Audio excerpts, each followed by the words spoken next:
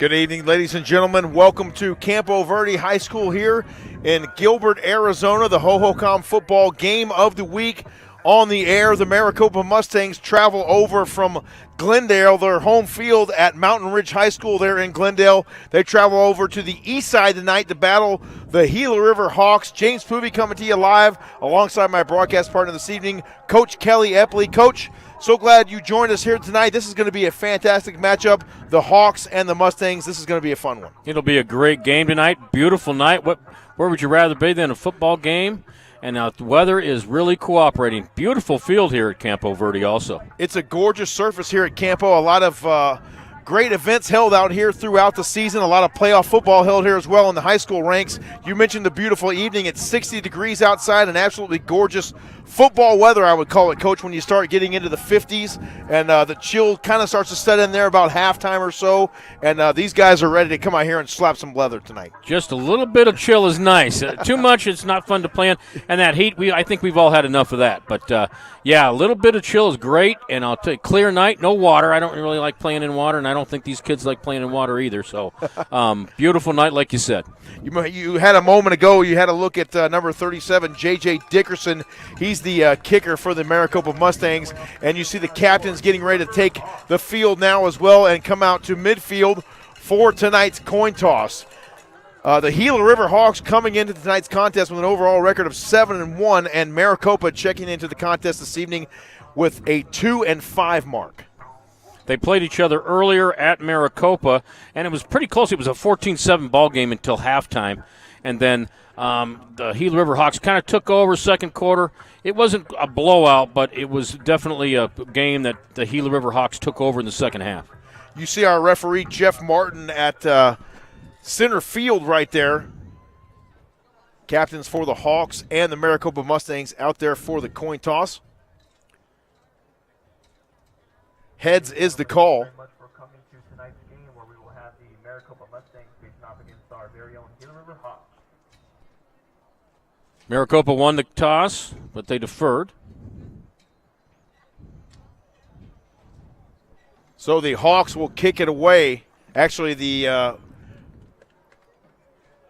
Mustangs will kick it away. Mustangs will kick it away, exactly. We're about ready to go here from Campo Verde High School in Gilbert, Arizona. So glad you joined us this evening on YouTube. This is going to be a fun one.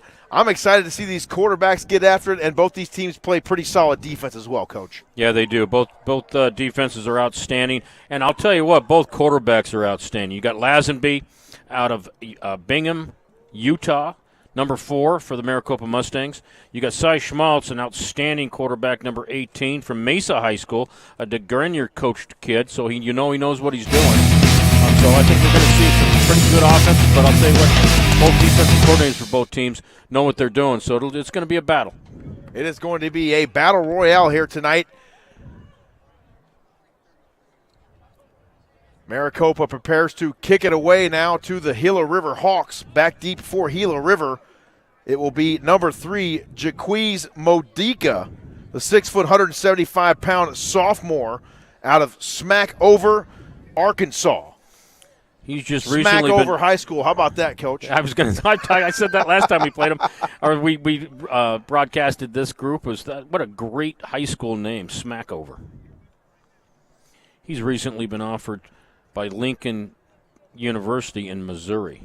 And Modica, 893 yards receiving there at Smackover High with 1 touchdown as well. So productive guy out there in the state of Arkansas, and he has brought his talents out here to the state of Arizona, and he is ready to field this one. J.J. Dickerson getting ready to kick. Dickerson swings that left leg through, and we are underway. Ball fielded at the 5-yard line. Here he comes. Right up the gut. They go with it across the 30-yard line, still on his feet. Carrying a couple of tacklers out to the 40-yard line. Nice Finally return. Brought down at the 40, and that's going to be really good field position here for Gila River to start this ball game. Yeah, that's a great return, and I'll tell you what, Gila River's got some outstanding field position just to start with their first drive. Let's see what they have in mind. A great return there. He was carrying a host of tacklers there almost the entire way, and just bobbing and weaving through the middle there, setting the Hawks up at their own 40-yard line here. First down and 10. Now we know why we call it smack over high. Yeah, exactly right. 2 receivers to the near side, 1 up top now. They hand it off and getting a hard yard and a half, maybe 2 yards on the carry. Number 22, Omarius Burnham with the carry. Burnham on the carry that time for the Gila River Hawks. A gain of 2. Second down and 8 upcoming right here. One more look at the play. Little two-back set, almost like the old days ISO out of split backs. Hard charging right there. They hand it off once again. And plunging out near the 50-yard line once again, that's Burnham. And, Coach, he's got this motor running right here early, and that offensive line is doing a really good job firing off the football here. Yeah, their offensive line's pretty good. They're real big, too. You've got Alexis Castro, number 57, at 6'3", 6'4", 260. 3rd and 1 here. They hand it off once again. This is Burnham weaving his way through traffic and picking up enough for a Gila River first down. Omarius Burnham with the carry. Burrowing his way down to the 47-yard line. Mike Denny says that he likes to put a new wrinkle in every time they play a game, and here's the new wrinkle for this week. The last couple of weeks they've been going with an ace-back set. Now you've got a double set, and you got a little cross buck. It's almost like the old wing T. You got some cross buck base going on here. They shift the strength of the formation over now on 1st and 10. He goes to the air. It's complete at the 45-yard line.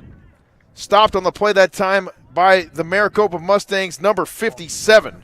Number 6, Jake Jethridge. And you see Cy Schmaltz right there with excellent protection. Time to set the feet and deliver a strike for, it looks like, a 5-yard gain with forward progress.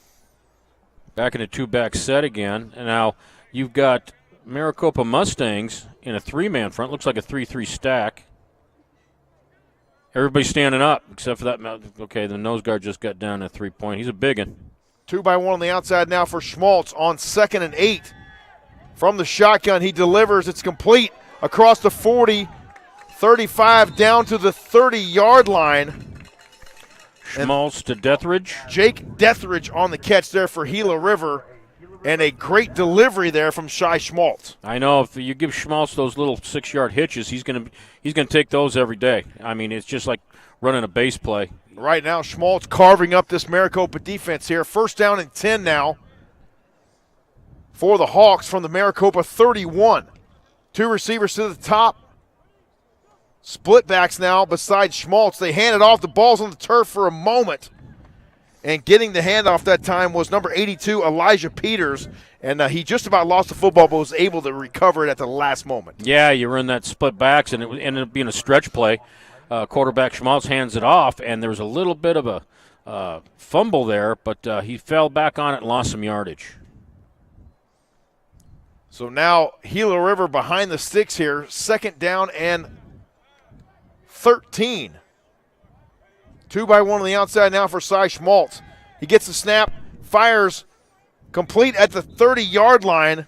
That is Avery Weston on the catch, and the sophomore doing work down there for the Gila River Hawks. Madowski's defense, he likes to read. He likes to rush with those 3 down linemen.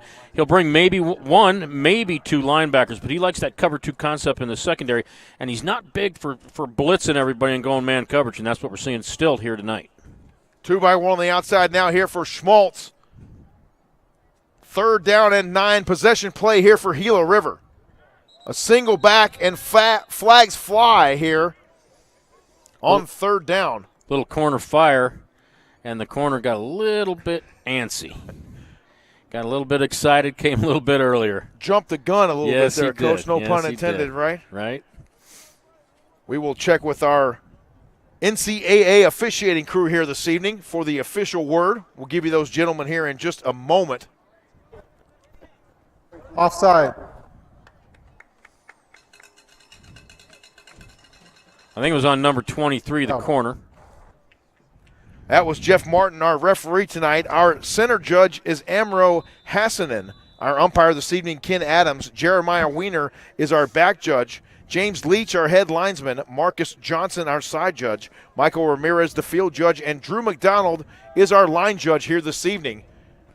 Gila River running it near side there, a little stretch play, and they get a few positive yards down near the line to gain. It's going to be close. Little pistol set. They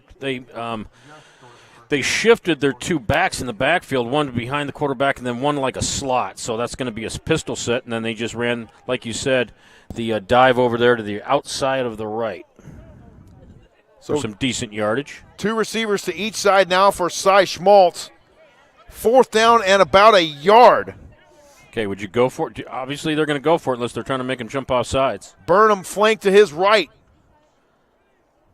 Schmaltz gets the call. He's going to fire near side. It's complete. Down across the 15, 10, and forced out of bounds, it looks like. And no, they say he's in for the touchdown. That is Wyatt Campos, the 6'3", 220-pound sophomore out of Tucson, Arizona.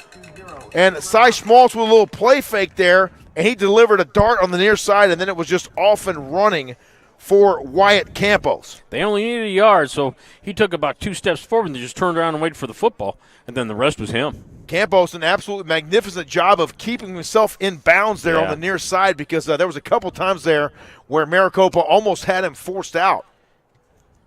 The PAT is up and true. And our score with 10 minutes and 10 seconds remaining here in our first quarter, the Gila River Hawks 7 and the Maricopa Mustangs nothing. And once again, a beautiful strike there from Cy Schmaltz to the near side there to Wyatt Campos, and then Campos just did the rest with his feet. Campos, a big old target, 6'3", 220 from Tucson Magnet High School, Tucson High, the Badgers, I believe, Badgers, right? That's exactly right. That's where Pima used to play their JC football games back when there was JC ball at our junior colleges on the junior college campus. Yes. Okay. Makes sense. Had to figure out how to say that. Yeah. That was a little tough to phrase properly, isn't it? Sorry about that. No, that's all right. We're so glad you joined us here this evening on the Hohokam Junior College Athletic Conference YouTube channel. A gorgeous night out tonight for some football here in the far southeast valley, I would say, Coach, off of Val Vista and the 202. I'll tell you what, that 202, you can get anywhere. Absolutely right, all around the valley. This one fielded now at the 3-yard line. Right up the gut once again. Now go the Maricopa Mustangs. And he is all the way across the 30-yard line. You know what's impressed me probably the most? Well, quite a few things have impressed me with this league, especially this year, and how much they're improving and giving these Arizona kids as well as other kids in the country a chance to play junior college football, is the quality of special teams. Because, you don't have the 80 strong like you used to back when you had JCs on a site. So you don't have as many players, but I'm really impressed with the quality, effort, not just scheme, but also effort of the special teams. Yeah, it's vastly improved, and I am impressed with a lot of things here in this Hohokam Athletic Conference that we'll talk about as we go forward here. Maricopa now set up 1st down and 10 from their own 32-yard line. 2 receivers to the near side now. They come near side at the 30. It's caught. Switching hands and across the 35-yard line goes Javon Scott. From Peoria High School. The Panthers. And I'll tell you what, that play went, and I'm always looking for the guys that are blocking. Andre Puente from Savannah, Georgia. He was the wide receiver out there blocking the guy one-on-one. Give that receiver some time to get the yards. Always got to give the big fellows up front the credit. It all starts up front in the trenches, as you well know. 2 receivers to each side now for the Maricopa Mustangs. They hand it off. And out to the 35-yard line goes Javon Thompson, finally forced out of bounds on the near side there by Markley Grasty, I believe. He's been a rock for Madowski for this Maricopa Mustangs team, and he actually played for Madowski at Mountain Ridge High School also. Interesting. 3rd down and 6 here. Clock runs with under 9:20 remaining here in our first quarter. 2 receivers to the top side now. Lazenby He tries to climb the pocket. He's under duress, and he goes down near the 30. On the hunt that time for the Gila River Hawks, Sammy Sakai. And Siaki. Siaki, 6'3", 270, former Queen Creek Bulldog. Oh, played at Highland High School for the Hawks under Coach Brock Farrell over there. And I'll tell you what, they rushed those four. The Gila River Hawks just rushed four, and I'll tell you what, they collapsed that pocket in a hurry. Lazemy does a great job stepping up in that pocket, and sometimes he gets away, sometimes he gets dragged down like he did right there. Gila River doing a great job up front, using their hands, getting that separation, and then shedding those blocks and just sprinting toward the ball carrier. Penalty flags fly here on 4th down. I didn't see any movement, did you? I did not see any movement. Waiting for the official call there from Jeff Martin. He's calling it, but I think his mic is a little bit, I think it might not be working. Cutting out just a little bit. Right. Regardless, it will back Maricopa up just a couple of yards. He must have too much change in his pocket right now. Yeah, now they're sitting at the 28-yard line. They'll punt it away. And it looks like Gila River's going to get great field position no matter where they run this thing to. If he just catches it, he's got great field position. Whoa! Bounces off the chest of Modica at the 40-yard line and right into the belly of number 45 for the Maricopa Mustangs, Steiner Christensen. And oh my goodness, that was something to behold right there. Here we go, one more look at it, and he just took his eyes off the football right there. Yeah, Coach. he took it because he saw Big Steiner coming up, Yeah. and thought he was going to get thumped, and it just he gave Steiner a early Christmas present. That's one of those where you hear those footsteps coming, and you know that you are going to get walloped, and you better hold on to that football. Unfortunately, now Maricopa with possession, and a bang-bang play right there sets up the Mustangs at the Gila River 43-yard line. 1st down and 10 now here for Cody Lazenby. Best offensive player of the night so far. 2 receivers to the top now, 1 to the near side. He claps the hands. He's going to keep it himself. And he gets a couple yards on the play, a couple of Gila River Hawks in there on the stop, that time led by Freddie Goodson. Goodson playing over at Gilbert, a former Gilbert Tiger, 6'2", 210 pounds. You had Brian Dominguez in there, who's listed as a DB, but he's in there playing a little bit of running back. He didn't give it, and Lazenby kept it and went straight forward for about a yard gain. A hard yard there for Lazenby. 2nd and 9 now here for the Mustangs. A high snap. He goes far side. It falls incomplete. His intended target was Andre Puente, and the coverage tight right there, but the ball just a little bit too short. So unfortunately, we got a 3rd and long. If he would have caught that, would have been about a 3rd and 3 because I think he would have got tackled right away. But that's okay. They've got some life. You've got Javon Thompson back in. Now they got 3 receivers to the top side. A single back to the left of Lazenby. He gets the snap. The pressure comes. He fires. It's complete across the middle, down the seam.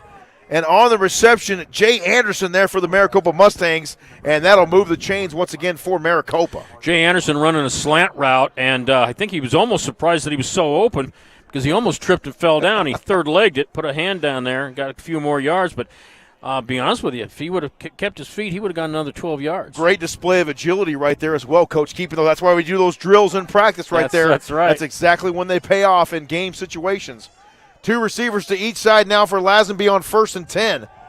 He pumps, comes near side. It's complete across the 20-yard line, and finally forced out of bounds is Jovan Scott.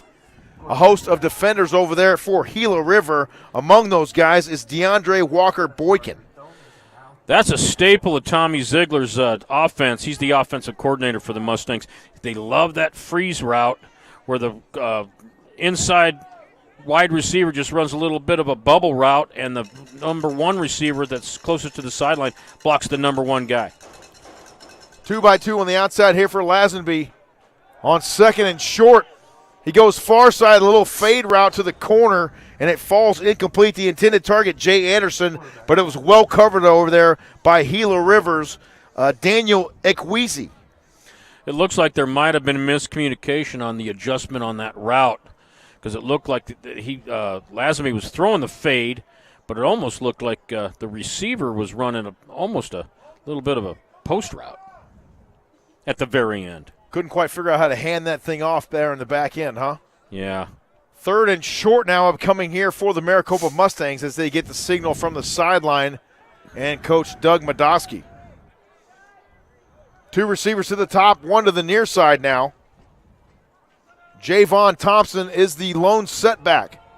They hand it off far side. It collapses down. A ball's loose. It's recovered by Gila River, and they're off to the races. 45, 40, 50, 40. He's off and running. They're not going to get him. 30, 20, 10, 5. Touchdown, Gila River Hawks. How about that? Freddie Goodson with the scoop and score there for the Hawks of Gila River. That was a fly sweep that was tried, but, man, the corner just Gila River blew that corner up. There was nowhere to go. So I think it kind of surprised the running back. Running back fumbled it. 28 picked it up. He got tired at the end. Watch the very end. He gets tired and he almost gets caught. He almost gets tackled off the 1. But look at the convoy right there, Yeah. Coach. That's why you always want to swarm the football on defense, because if something happens like that, now you got a slew of blockers when you're taking it the other way. Right. 17 didn't give up on Return the play. team. That 15-yard penalty will be enforced. The kickoff. Touchdown is good. So the touchdown will count. The penalty will be enforced, as you heard there from referee Jeff Martin on the kickoff. So now the PAT will be lined up here for Gila River, and they're going to attempt to go up 14-0 here over Maricopa. 5:49 remaining here in our first quarter.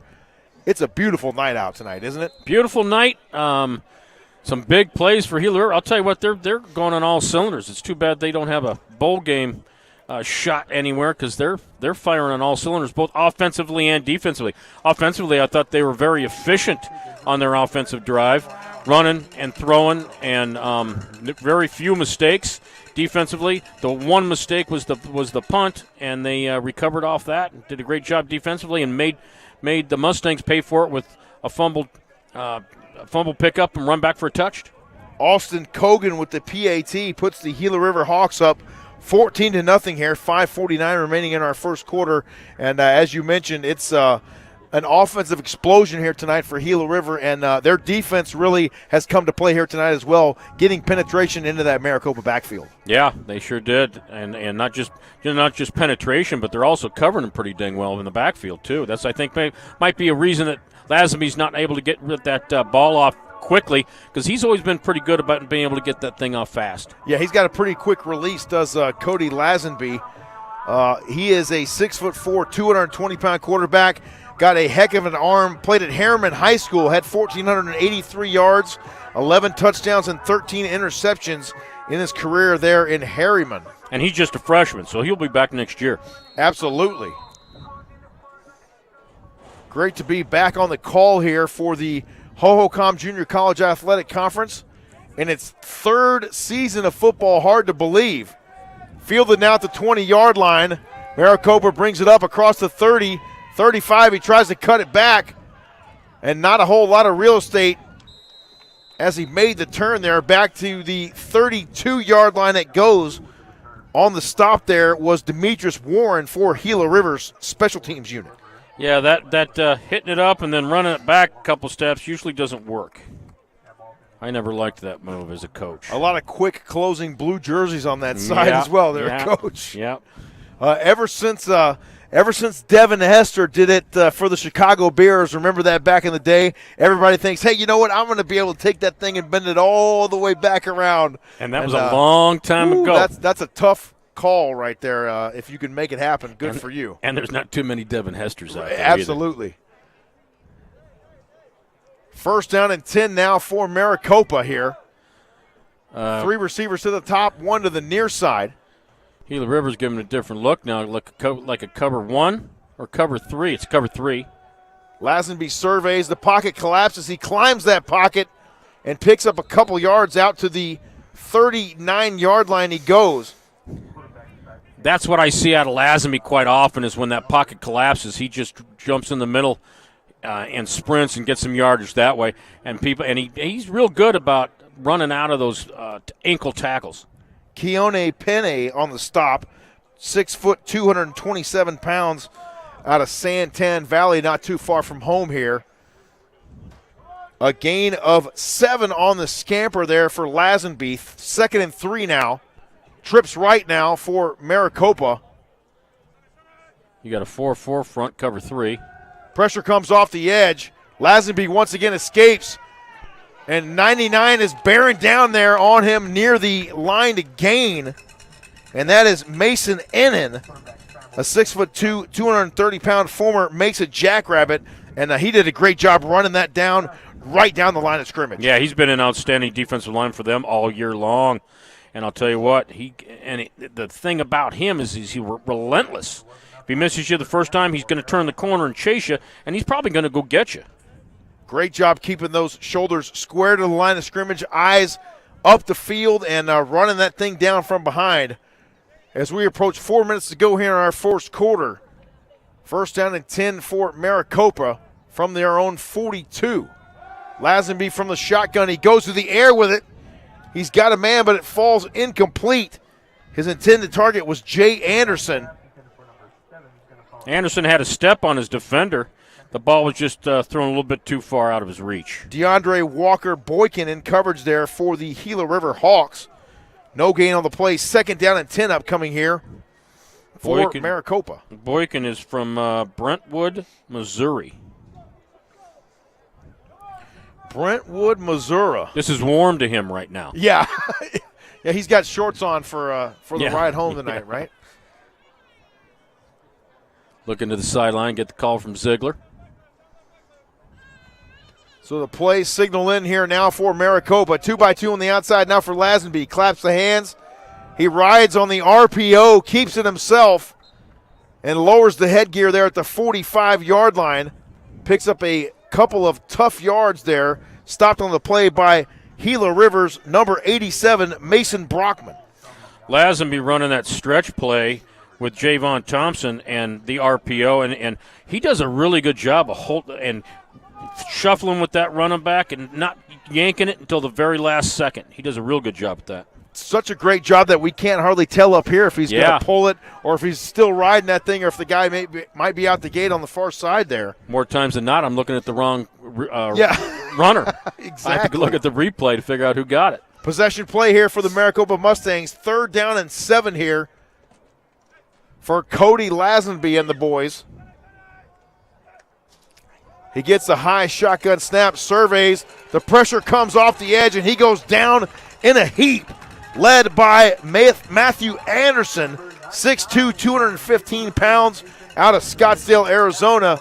And not a whole lot of hope on that one right there for Lazenby as the defense was closing in quickly there for Gila River. Yeah, I'll tell you what, three D linemen were back there, and they were back there like right now.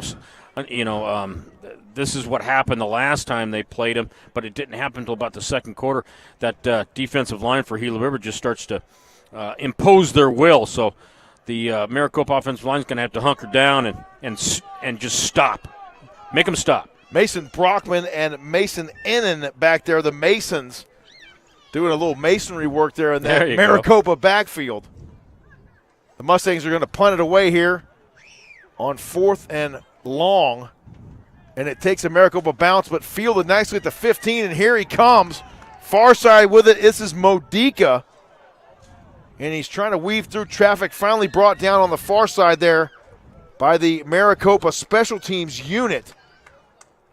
They did a nice job running angles. You had 2 people miss him, but as soon as somebody missed, there was another guy waiting for him going through another angle. So my hat's off to the Maricopa Mustangs punt unit sprinting to the football. Covering that thing nicely there. Curtis Rondo ultimately coming up with the stop for the Maricopa Mustangs. So now Gila River will go back to work from their own 35-yard line, leading 14-0 with just over 2 minutes remaining in our first quarter. So glad you joined us tonight from Campo Verde High School here in Gilbert, Arizona.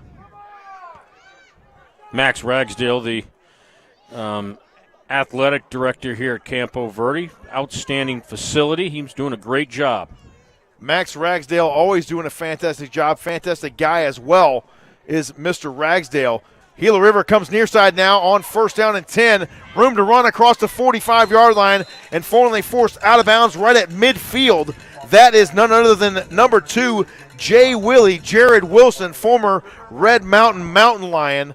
And great to see him doing his thing here for the Gila River Hawks. Got to love those Mountain Lions. Absolutely. Now, that was a different formation. We haven't seen that formation all night long. They had tight trips, and then they had a wide receiver on the line of scrimmage. So the inside receiver on the tight trips was not eligible. But the ball was thrown in the backfield, so there was no penalty there. Outstanding color analysis here provided by Coach Kelly Epley this evening here. 1st down and 10 for the Gila River Hawks from midfield.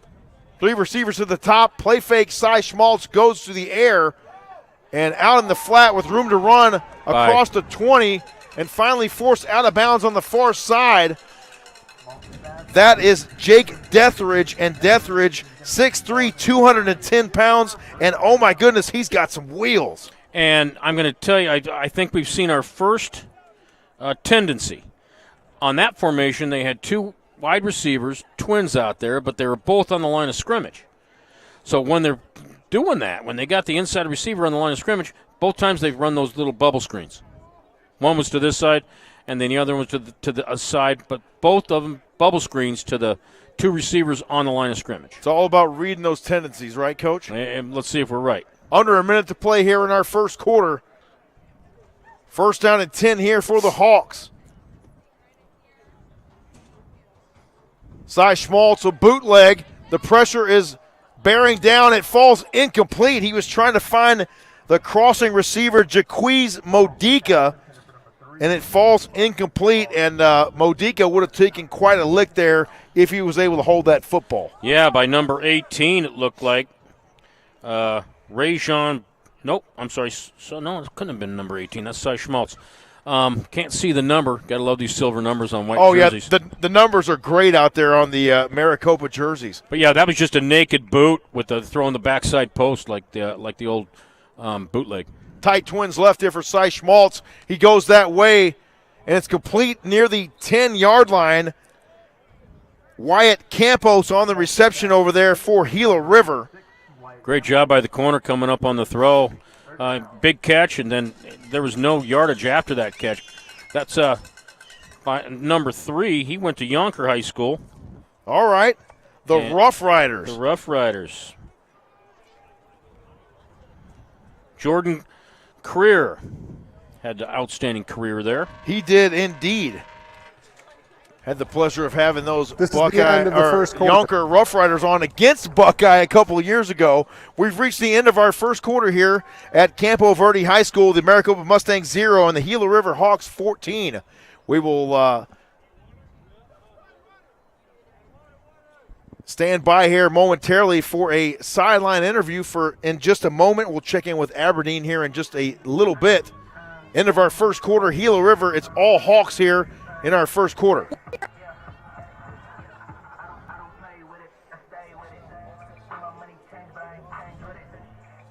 Points are earned for a touchdown. 6. You got it. A little bit of a trick question. Got it on the first try. Man. All right. Got yourself a Starbucks gift card here. Thank you. Thanks for playing, Josh. Thank you. Thank you so much for that, Aberdeen. It's the end of our first quarter here between Gila River and Maricopa. It's all Hawks so far here in this first quarter. Explosive offense provided by Cody Lazenby, and then great defense as well provided by the Hawks.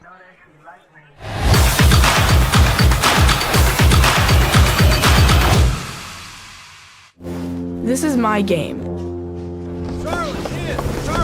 And it's everything to me. It's opportunity.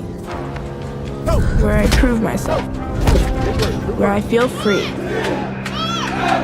My game, it's a gift. And we all have the right to experience the gift of the game. High School here in Gilbert, Arizona.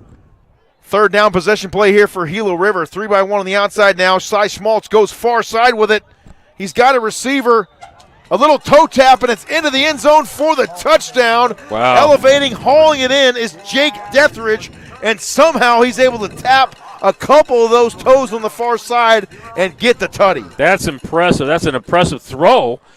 No one can catch it except Jake Deathridge. And look at that, one-handed, gets both feet in. He only needed to get one, but he got both of them in. That's a big-time throw, big-time catch. Jake Deathridge is from Volcano Vista High School. In New Mexico. Volcano Vista. What do you think their mascot is? You know what? I had a Volcano Vista game a couple years ago, but I can't remember to tell you offhand. The PAT is up and in, and with 14:54 remaining here in our first half, it's 21-0. The Hawks all over the visiting Maricopa Mustangs, and right now Gila River looking like they're on autopilot here, Coach. Yeah, I'll tell you what, the Gila River Hawks are just not looking back. That first very efficient drive just kind of took over the game. Then defensively they made a big stop and then picked it, ran it back. Defense made a big play. Then we had a great offensive field position for the second drive that ended up scoring. So we've got 21 points in just over a quarter, 6 seconds more than a quarter. That's it. Yeah, we are on our way to one of those blowouts, as we say, but we'll see how it goes here. Still a lot of football to be played, but as you mentioned, after that first Gila River drive, it almost looks like Maricopa's been kind of shell-shocked ever since. Yeah, but knowing a Badowski coach team, he'll get him strapped back up and get him focused to make this thing a ball game. Don't count them out yet. You see what I mean about the quality schemes and talent we're seeing? Absolutely. There are some high-level players and coaches as well in this Hohokam Junior College Athletic Conference, and all of their wares on display here tonight. That ball fielded and returned out across the 20-yard line. And that was number 3, Jordan Creer, the aforementioned former Yonker Rough Rider, on the return there.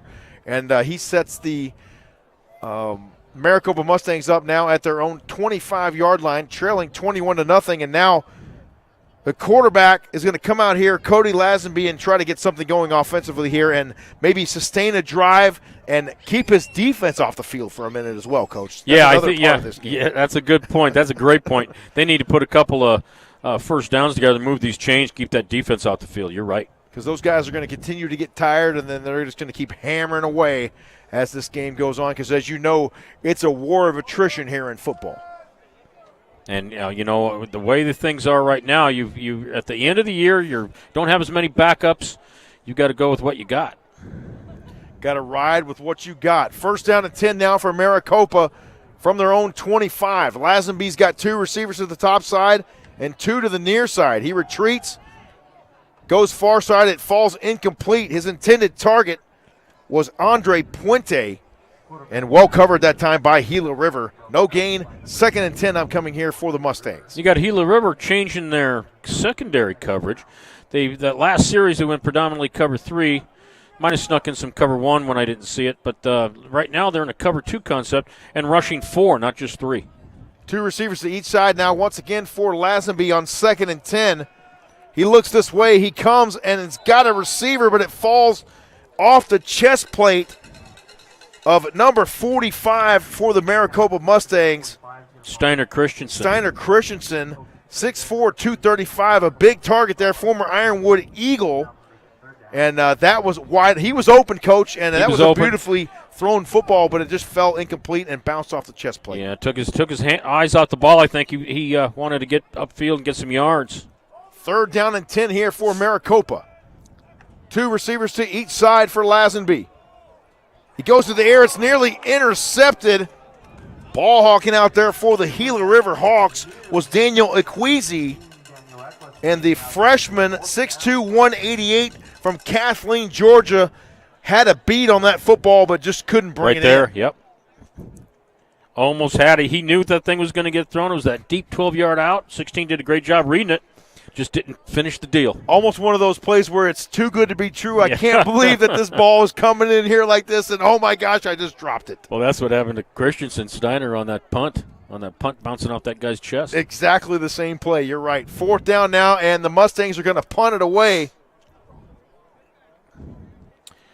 Back deep to receive for Gila River. It's Jaquiz Modica. Oh, we got a block. It's blocked. Scooped up there by the Gila River Hawks. Clay Sokol, Got a flag. the sophomore Sideline. out of Phoenix. You're going to have a flag on the sideline against Gila River because I think the referee running down the sideline ran into a player. Player got excited and didn't see that big white stripe they're not supposed to run on. Player interference is what they'll call that, right, Coach? We'll take a look here and get the official word from Jeff Martin in just a second. I don't think it'll be a sideline warning. I think it'll be a sideline infraction. Huh? So we couldn't quite tell what the call was right there, but unfortunately it will be assessed to Gila River. So that will negate a little bit of that return, but a fortunate play there for the Gila River Hawks, and now they're going to have great field position here, leading 21-0 just inside our second quarter. Yeah, Gila River's going to start at the 30, which is great field position for them. It's like Christmas. Is that what they say? Halloween gets over and it's Christmas right away? That's what I hear. I know they got Christmas stuff out everywhere I go now. Yes, they so do. You can't get away from it. Two-back set again. They There's hand that it little off. crossbuck. A nice head of steam there for Gila River's Omarius Burnham, and he was forced out of bounds by Andrew Palacio. But Burnham, I tell you, once he gets that motor running, he is tough to bring down. That's this wrinkle for this week is the two-back set, little cross buck. Give it to the second guy who's always going to be Burnham. Burnham's always going to be the second guy because he's proven that he can handle the football and move the pile even when he does get tackled. And so we're going to see that a couple more times, I think. Big test on that Maricopa defense there as well to see how they hand off that run as it progresses through the into the second level there. Correct. 1st down and 10 here for Gila River. They're on the march once again. Got a little Cy pistol set. Schmaltz from the pistol. They're going to hand it off once again across the 20-yard line. Good tackle by number 36. Is that the number? Burnham, yes, 36 on the stop there for Maricopa, and Burnham on the carry there for the Gila River Hawks. Joseph Pinella from Liberty High School in Peoria, 5'11", 200 pounds. He did a nice job catching right when he got to the line of scrimmage. And how about those Liberty Lions, Coach? They are tearing up folks in the high school ranks here in the state of Arizona. And if you ask me right now, I could be Captain Obvious reporting here, but they are the team to beat. I'll tell you what, they're. I haven't seen them play yet this year, but I know a couple of their coaches. Roger Coleman played for me at Alva Free. He's their DB's coach. Okay. Quality kid. Cy And I know Schmaltz their D rolls out coordinator. here. And Schmaltz with a lot of room to run there on the far side, and a penalty flag flies. That's as going to that go. will be unnecessary roughness. Yep. That's going to go against. I almost said Mountain Ridge. That's going to go against Maricopa. I've almost said that twice with Yeah. those jerseys there for Maricopa. I've been doing this for 2 months now, and I do it all the time. Look at the wheels on Schmaltz there, Coach, Yep. though. He can run. Yeah, he can. But they tackled him way too far out of bounds. Unfortunately, I hope the frustration doesn't kick in, and now we start seeing some penalties. That could be the case here, especially after we get through this first half. They've been doing a pretty good job of keeping that in check this year. I've really been impressed with the sportsmanship and the composure of the players. Yeah, everything seems to be on the up and up here in the Hohokam Junior College Athletic Conference. I was pleased to be on the calls of these games during that inaugural season there in 2019. And obviously when things start out, you got wrinkles you got to figure out and things to iron out. But it has really come together here for Coach Stephen Weiss and Coach Doug Modowski and everyone else who was involved with running this fine organization. That ball all the way down to the 1, and some hard yards there gained by the Maricopa Mustangs. Number 36, Joseph Pinella on the carry. Oh, correction, that was Pinella on the stop. My bad. Right. Burnham got him down to the 1, and I'd give it to him again, just as a thank you. You take a look at Burnham right there in your foreground there, and he gets the call there into the end zone for the Gila River touchdown. And you see the Sunday thighs on display right there for Burnham, Coach. This guy can run some people over. Yeah, he can, and if you watch him, he keeps his shoulders square so he can cut all the way. Watch this. He keeps his shoulders square, aims for that right B gap, and then he'll cut it back all the way. See him cut it back all the way to that backside A because your shoulders are square. Might have even been the backside B. Shoulders are square, and he doesn't lose a step. Great lateral movement on display right there for Burnham. And right now, Gila River just having their way here with the Maricopa Mustangs. You see Mason Brockman trot onto the field there. He's going to come in and seal off that left edge there for the Hawks. Field goal unit. The play was over. One of the few mistakes we've seen tonight from the Gila River Hawks. Kickoff. Not having enough people out there on the special teams. There was some type of penalty, but they're going to do it on the kickoff. So it must have been against the Gila River Hawks. So on now for the PAT, Austin Kogan out of St. George, Utah. Dixie College. Beautiful country up there. Yeah, it is. The PAT is up and in our score with 12:04 remaining here in our first half. The Gila River Hawks 28 and the Maricopa Mustangs 0. And right now, if you're Coach Doug Modosky and the Maricopa offense, you just want to try to get some points on the board and try to reestablish some confidence some way, somehow here in this ballgame. Exactly.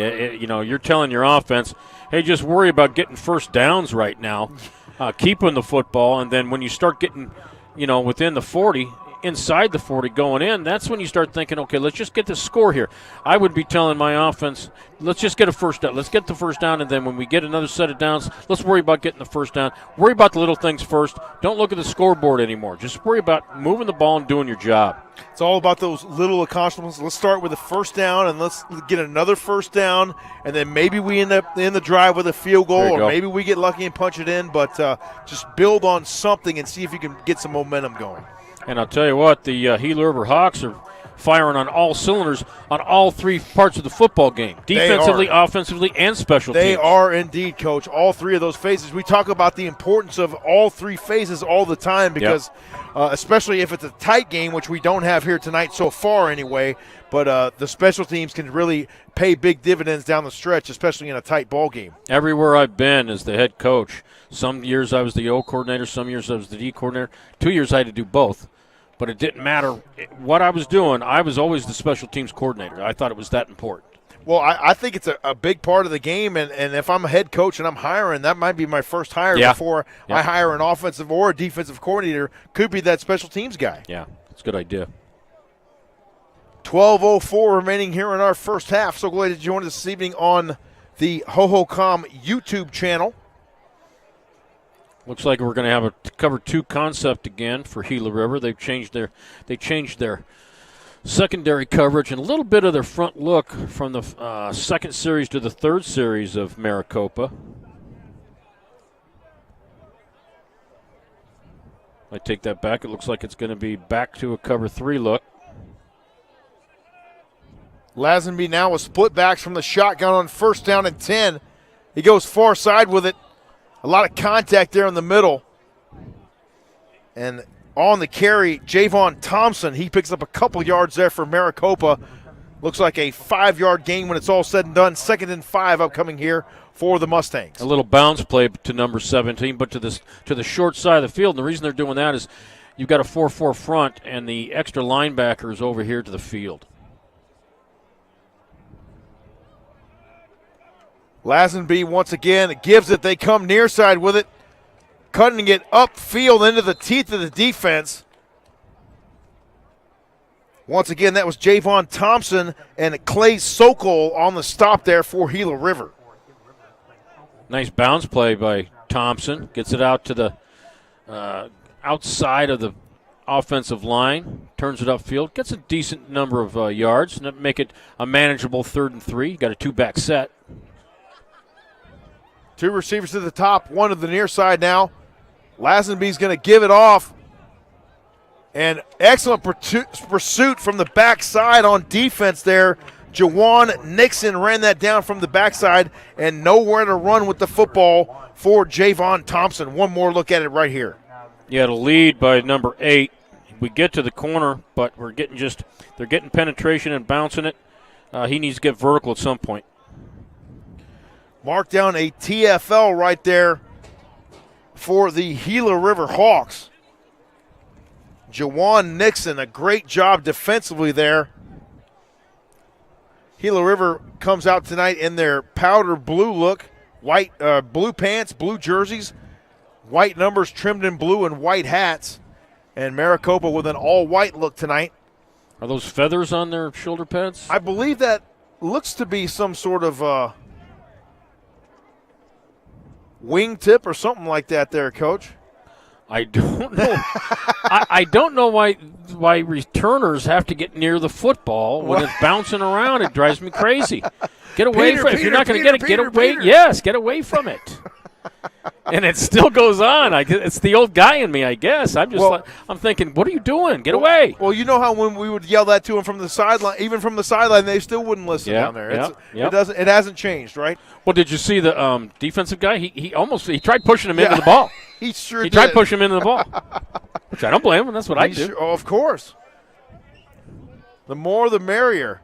Ball spotted at the 27-yard line now of the Gila River Hawks. They lead 28-0, under 10 minutes to play here in our first half. Cy Schmaltz now wants to get the offense going here. He looks to throw and fires far side. It's incomplete. We got a pick. And they say it's a pick, and he's down by contact. Wow. So we'll take another look at it here in just a moment. That was a bang-bang play right there. Little bubble screen right there. Took too long to do. Schmaltz had too much hesitation right there. That's it. If he would have lasered that thing into his intended target, which looked to be Elijah Peters, he might have got it in there, but I'm not sure, Coach. The coverage that time was pretty tight for Maricopa. Yeah, Alan Hohokam from Mojave High School. Mojave. Bullhead City. The Thunderbirds. The Thunderbirds. He Look picked at that baby off. Fantastic. We used to play them all the enjoy time. the mascot challenges anytime anytime we can get that going. That's always fun. Yeah, it is. 2-by-2 on the outside now here. Lazenby gets a beautiful snap. Excellent protection. He fires. It's incomplete. The defensive effort was stellar that time for the Gila River Hawks. And providing outstanding coverage was number 27, who, of course, is not on the roster. Oh, no. Well, number 27 did a great job. It never fails. It was, because that was a touchdown. It was a great ball, great route. At the very end, he came up and knocked that thing out, and they had to do it with great effort. So that was good job, number 27. Touchdown saving PBU right there. Playing corner out here. 2-by-1 on the outside now for Lazenby. And he's got Jordan Creer to his right. He climbs the pocket, flips the hips, and he throws an interception right at the goal line. Here comes Gila River, 10-15, and finally brought down to the turf. That is Clay Sokol on the interception, and Cody Lazenby, one of the guys in there on the stop there for Maricopa. Tell you what, it was batted and then popped up, and he picks it off. Number 24. Taking you right down to the field level there. Excellent cinematography provided by Mr. Joey Mosquero down there on the field. That's a big word. Cinematography. You like that? Yeah. First down and 10 here for the Gila River Hawks. Maricopa had a little bit of life there for a moment. Yeah, they did. The air went out of the building on that INT there on the far side. They missed a great opportunity to get a little bit of momentum. They hand it off. There's that cross-buck handoff again with two-back set. You don't see 82 running the football there a whole lot out of the backfield there. And that brings up something I wanted to talk to you about tonight, Coach, and we'll have that conversation as we go throughout the ball game. But the different numbers, the numbering schemes now that they allow on some of these players in college, where you got like number 92 or number 8's playing defensive tackle and, all this kind of stuff, and you got a number 90-something as a wide receiver. I saw that today in some game. You can have the rules We got to talk about that. Okay, you I'm got it. I'm Okay, old we'll do school. that at halftime. We got to talk about No, that. and I am too, but because of that, I had to look at the rules on it. Nice suplex right Yeah, there it was. by Dylan Brown there for Maricopa. In the backfield in a hurry. I think he's mad. Yeah. He's playing with his hair on fire. Schmaltz wanted to go to the air with it, and he goes down in a heap in the backfield right there. That's a big step up defensively for the Mustangs. And that was Dylan Brown, former Cactus Shadows player. The Cactus Shadows Falcons, I want to say, from Cave Creek. And he was on the hunt, 6'3", 215 pounds, and showing a little bit of agility there as well. You got the green cleats and the matching green gloves right there as well. Good look. We can find him. Another thing we could talk about as well, Coach, is the uniformity of the cleats and so forth here in football, where you got, old school back in the day, it was black or white. Yep. Which cleats did you want? Yep. And usually the team would agree, and now you got guys with purple, pink, black, white, Pictures, chartreuse, bobcats, whatever you want to call it. They got animals on them. Yes. Whoa, they almost got a piece of that. Custom designed cleats and everything nowadays. This one fielded at the 45-yard line, fair caught, I believe, by Maricopa's Jovan Scott. Well, that's the marketing thing by Nike and Reebok and whoever's making it. Remember Spot Built? Do they even have Spot Built anymore? I don't Spot believe Built they cleats? do, but I remember those. They had the 3 dots on the middle, that was right? my first cleat. Black with orange bottoms. And then there was ponies. I remember popular ponies. for a long time. Yep, ponies. And then you got into the Nike Sharks were the really the first ones that I remember. Yep. And then, like I said, there was black or white. And if they were sold out of one, then you got the other. Now they got all sorts of them. If you waited too long to buy them, they were going to be sold out of the ones you wanted. Yep. That was always the way that went. Welcome to the age of marketing. Yes, and now you can get whatever you want in a snap and get it 5 hours later through Pink. Amazon. Speaking of Amazon, first down and 10 here for Maricopa from their own 45-yard line. 7:24 remaining here in our first half. Tight trips left. Now they go with a man in motion. And they go across the formation again. He tries to spin back to the inside, does Brian Dominguez. And tripped up nicely there by Gila River's Juwan Nixon. Nice play call there. It was tight trips over the short side of the field. They motioned the guy across like it's going to be a fly sweep, and then they gave it to the handoff going the other direction. But you had a Gila River Hawk, didn't get fooled, and met him at the line of scrimmage for no gain. Second down and 10 now upcoming here for Maricopa.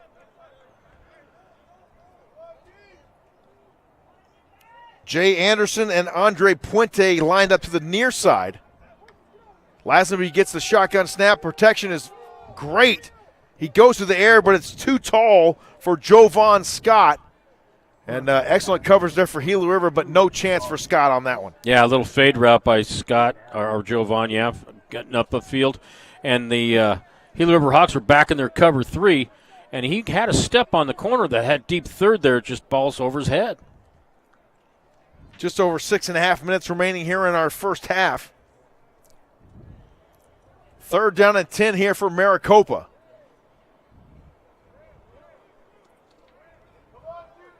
Ace back set.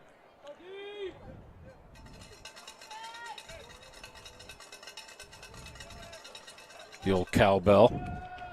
You love to hear it. Lazenby You going to keep it?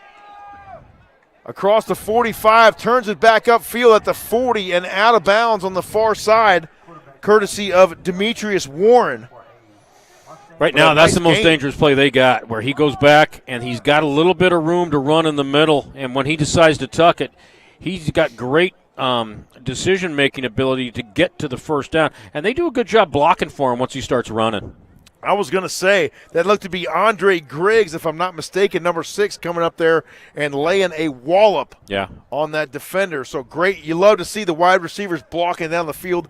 You want to see a good wide receiver, go see what he's doing when he knows he's not getting the football. Best blocking wide receiver I ever knew was Steve Decker, who's now the head coach at Sunrise Mountain. Really? Yeah, over at GCC, he'd be just thumping people down there. I used to go crazy. I was the old line coach back then. Okay. And I was just screaming at him, loving him. Tough kid. He was a wrestler. That's why he was able to block like that. He was a tough kid. Coach Decker, the best stock blocking wide receiver. All right, that's good information to know next time I'm doing a Sunrise Mountain game. Jay Anderson, the intended target there, but the ball was too tall from the quarterback for Maricopa, Cody Lazenby. And now 2nd down and 10 upcoming here for the Mustangs as we approach the 5.5-minute mark here in the first half. I thought that was a nice call. They just got the first down. Hey, go throw it down. Throw it down in the end zone. See if you can go for all the marbles. Take a couple of shots. Yeah, I'm all for it. I like that. Tight trips left here on 2nd and 10.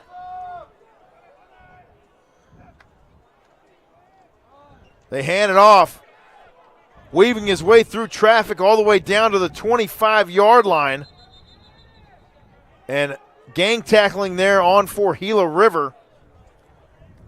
And Maricopa's Brian Dominguez was off to the races there for a moment, and he has got some scoots. Nice run. Just keeping those legs keeping churning. him moving, refusing to go down. Look at him spin it out is. of there. He Yep. never went down, Coach. No, he never They did must go have down. blew the whistle and I think it was stopped the forward progress. Yeah, I think that's what it was. Probably stopped forward progress. Got the first down, so they kept him alive. Heck of an effort there for Dominguez. 1st down and 10 now. They bring one across in motion. Dominguez once again gets the call. He works off of a little bit of what looked to be a crackback block, or what was going to be a crackback block there in the minute for big Steiner Christensen. And he was about to peel back there and lay somebody out. Demetrius Warren with the tackle, number 1 on defense. 6'2", 200-pounder from Chandler High School. The Wolves. Got a nice history with them, don't they? Oh, yes. You were asking about Liberty earlier. The Liberty Lions. Everybody says this Liberty team. Everybody's saying that this Liberty team is the best team Arizona has ever produced. I haven't seen them play yet, but that's the word around town. Now that is quite a statement. That is a heck of a statement. That is I had not heard that yet. Travis Guinea, D coordinator for them. And I'm like you. I have not seen them play in person this season. That one completed on a little crossing route there, and into the end zone. Quarterback pass to number 7 for the Mustangs for their first score of the night. For the touchdown, that was Jay Anderson on the reception. And Anderson did a great job keeping his feet there at the 10-yard line. See him? And then breaking 2 tackles into the end zone for the score. Yep, from Sunrise Mountain. Tough kid right there. Nice play, big fella. Number 7, 6 foot 170. You mentioned it, former Sunrise Mountain Mustang. Now a Maricopa Mustang. Yep. He didn't have to trade in the Big M. Just got to change from purple over to red, and he's good. Which is good anyway. Yes. On now for the first PAT of the night for Maricopa. It is up and true for J.J. Dickerson, our score, with 4:02 remaining here in our first half. Gila River 28 and Maricopa 7. We'll take a quick timeout and come right back here for more Hohokam Junior College Athletic Conference football right after this. Stay with us.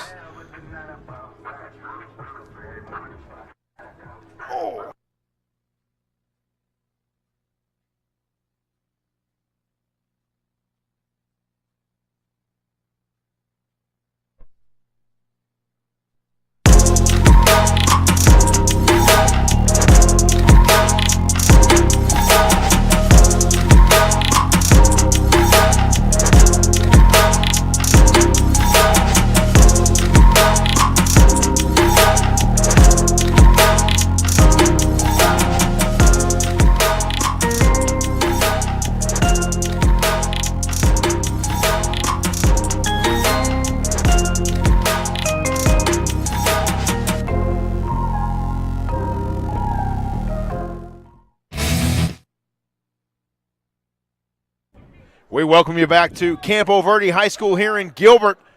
The Gila River Hawks now returning the football out to the 30-yard line, and a couple more goes Jaquiz Modica. And favoring the left elbow as he comes off the field there is Clay Sokol, so we'll keep an eye on him. He might have got dinged there on that return play. Number 23, Izell Stevens from La Jolla High School in Tolleson, Arizona. He made the tackle, and as he was going down, you could see him trying to strip that ball. So there's no give up in these Mustangs. You like to see that. Yeah. That's one thing you will definitely always see from a Coach Medoski team. There will be no quit in these gentlemen. I agree with that completely. Ball sits at the 32-yard line as Gila River and Cy Schmaltz go back to work. 3 receivers to the top, 1 to the near side. And Burnham in the backfield. They swing it out into the flat. It's complete. And Jared Wilson, Jay Willie, across the line to gain all the way out to the 42-yard line goes Jared Wilson for the Gila River Hawks. And I tell you what, this guy, 6'2", 220 pounds, a big, strong target out there in the flat. And once Jared Wilson gets the ball in open space, he is tough to tackle. Mustangs are given a cover 1 look. That last look was a cover 1, and they brought a linebacker inside, and Schmaltz made him pay for it. Looks like it's going to be cover 1 again, which means you can bet some linebackers are coming. Cy Schmaltz completes it at the 40-yard line, and out to the 44 goes Jake Deathridge. Safe bubble route for a 3-yard gain. I think 3 yards. Should be 2nd and 7 upcoming here. Actually, they'll call it a 2-yard pickup, so 2nd and 8. Cy Schmaltz gets the call from the sideline. Burnham out at a receiver. Interesting. Yeah. Kind of slot back, I guess not. More of a slot back set for him. Might be a lead, give it to him and lead with the other back. 2 in the backfield now for Schmaltz. He looks to throw, goes far side. It's complete at the 45-yard line. And on the reception, Avery Weston, the 6'1", 180-pound wide receiver from Fairbanks, Alaska. This is great weather for him then right now because I'm starting to get a little chilly. Yeah, he's got the swimsuit on, this guy, if he's from Fairbanks. And, that was almost that's what I thought. A little bit of face mask right there, but no penalty on the play. When I saw him go down, that's what it looked like to me. But I don't know, maybe the referee thought he got some could have been jersey. just right up here by the neck, just a little bit of jersey and not really the mask. Collarbone? Might have grabbed his clavicle there for just a second. Ball at the 46 now. 1st down and 10 Hawks. Schmaltz from the shotgun. 2 blitzing linebackers. This one off to the races, 30, 25, all the way down to the 20-yard line. Rumbling down there on the far side is Wyatt Campos. And the tight end from Tucson was out there making plays that time for Gila River behind some great blocking. Yeah, that was just a little inside. It was a motion the inside receiver. Really, he was like playing a slot back. Motioned him inside and then ran a little middle screen, but he saw the opening to the outside, so he bounced it out and got some big-time yards. Campos productive here, to say the least, for this Gila River Hawks team in this first half. Campos is playing at Campo Verde. They are. 1st down at 10 now for Gila River. 3-by-1 on the outside for Schmaltz. He stands at the 25.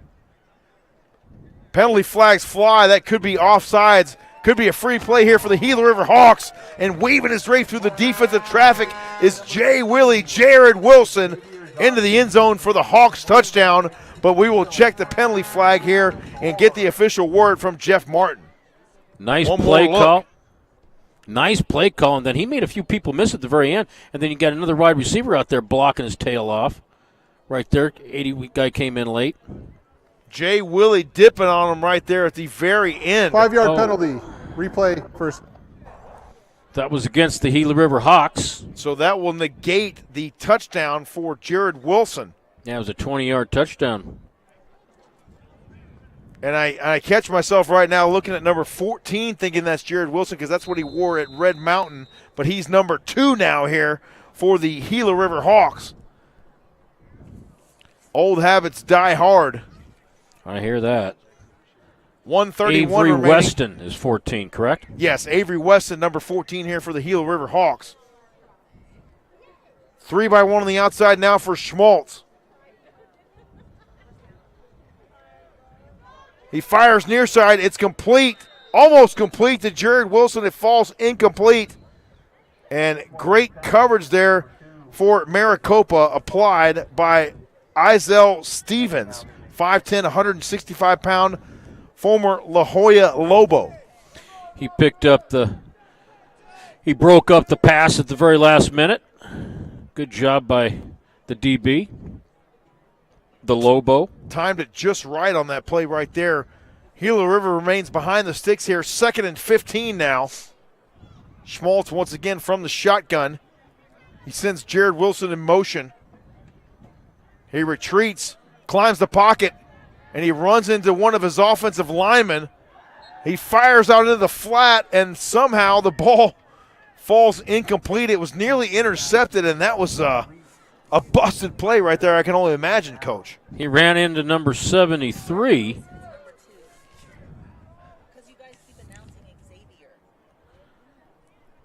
Ran into number 73, his own offensive lineman. Number 2 is Jay Willie. You guys are announcing Xavier.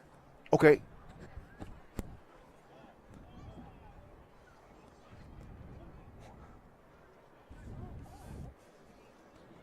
Third down here for Gila River.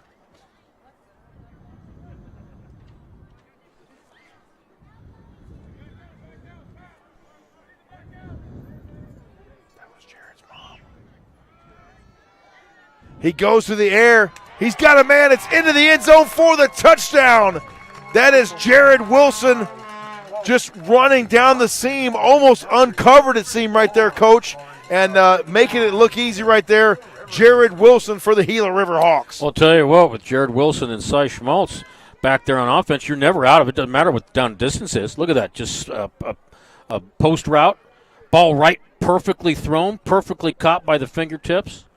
You can't say enough about these two being on the same page. They are linking up here tonight a number of times here so far in this first half.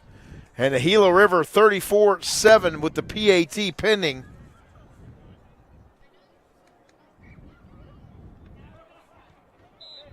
They swing the right leg through. It's up and in. And our score with 1:12 remaining here in our first half, Gila River 35 and Maricopa 7. Stay with us. We will be right back here to Gilbert, Arizona's Campo Verde High School right after this.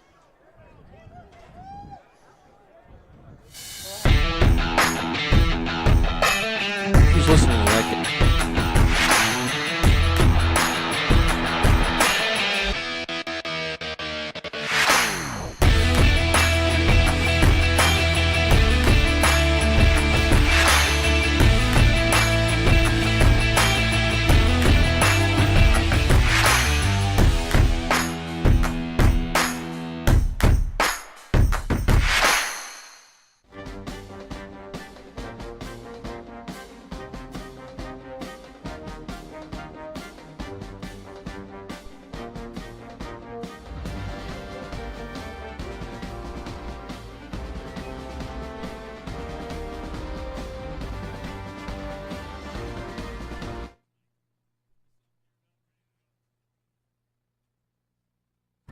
We welcome you back to Campo Verde High School here in Gilbert, Arizona.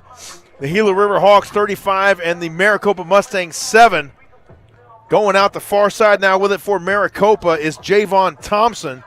And he had a lot of room to run on that far side over there. Finally brought out of bounds near the 17-yard line. It'll be first down and 10 Maricopa from their own 17 with just over a minute to play here in our first half. Okay, let's see what Tommy Ziegler plans on doing. Is he going to try to go to quick score in there, or is he going to be safe and keep hold of the football, not let it get back in Gila River Hawks' hands, and just kind of be okay with the 7 points going in, or what do you think? Think he's going to go for some points? Air it out. Yep. That's what I'm saying, Coach. Well, You that's gotta what he'll start do. Airing the football out. I know Ziegler. 35-7. You got to get that thing airborne right here and right now. That's exactly what he's going to do. Remember the old what's that? The out and up. The I'm trying to remember the play call. Hook and ladder. The sluggo or the The hook old and ladder? hook and ladder. Yeah. That would work too. Hey, if you got to fly something over off of Williams Gateway and drop it into the end zone over there for Maricopa, then so be it. Right. 2-by-1 on the outside now here for Lazenby. He retreats, brings it near side across the 20-yard line and out to the 25 goes Jovan Scott. And that's a nice way to start right there with a little 7, maybe 8-yard pickup on that one there for Scott. Yeah, nice 8-yard out route. Stop the clock. You've got 3 timeouts left. Got a 2-back set. They're going to go max protection, I think.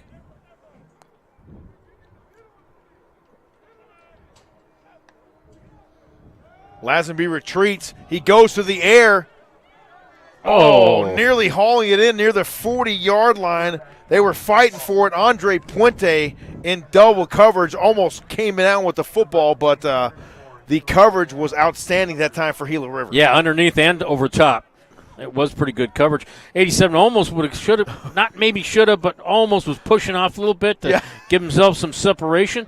But and it kind of bounced on his forearm and bicep and then out of his hands. But he was close. If you rewind that play in your head, Coach, that push off, he almost pushed that defender where he didn't want him to bat that football away. Right.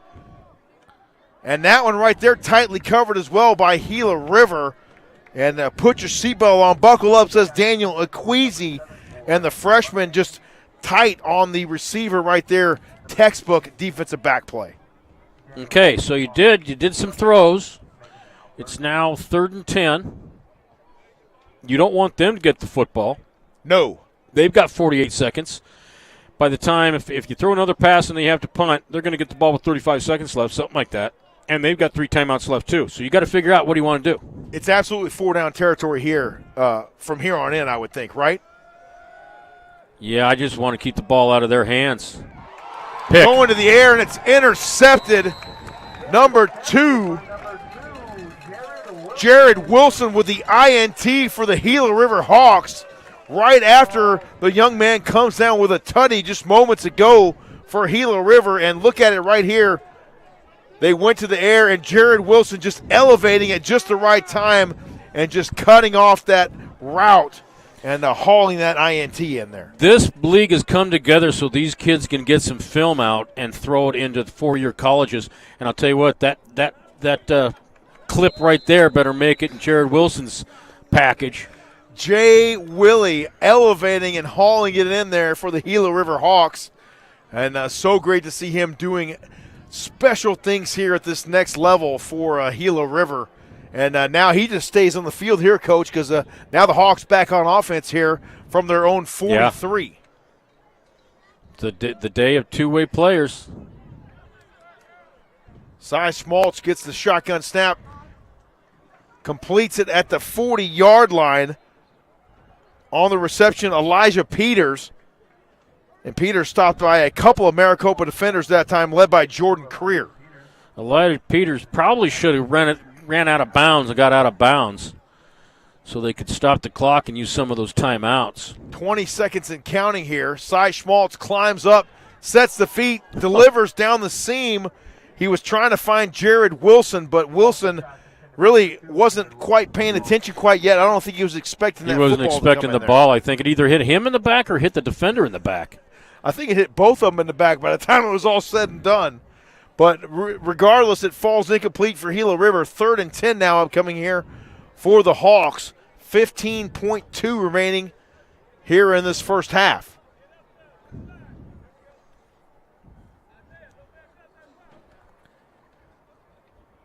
Trips up in the wide side of the field with the back that side.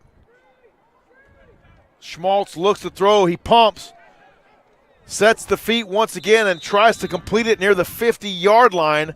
And now Jaquise Modica was the intended target, and he is down injured apparently on the sideline.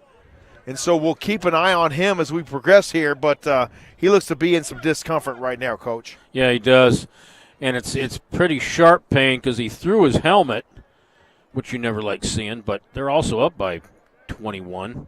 So he's not frustrated over the score. It must be a pretty painful injury. Probably frustrated at the fact that he might not be able to re-enter this ball game, but we'll keep our eyes on him. It'll be 4th down now. Gila River will punt it away here. 9.7 seconds remaining. If I was a bet man, I'd say we're going to see kind of a squib punt. I'd aim it for the right hash at the probably 35-yard line. Make that returner go chase it. That looks to be number 2, Jovan Scott, back deep to receive for Maricopa. This one a little shank, but it takes a Gila River bounce. Big time. Still rolling as the football, as the half expires. Our score, the Gila River Hawks 35 and the Maricopa Mustangs 7. We have reached halftime here at Hohokam's home stadium for the Gila River Hawks, the Campo Verde Coyotes home here at Campo Verde High School in Gilbert. Stay with us. We'll be right back for halftime festivities right here on the Hohokam Junior College Athletic Conference YouTube channel.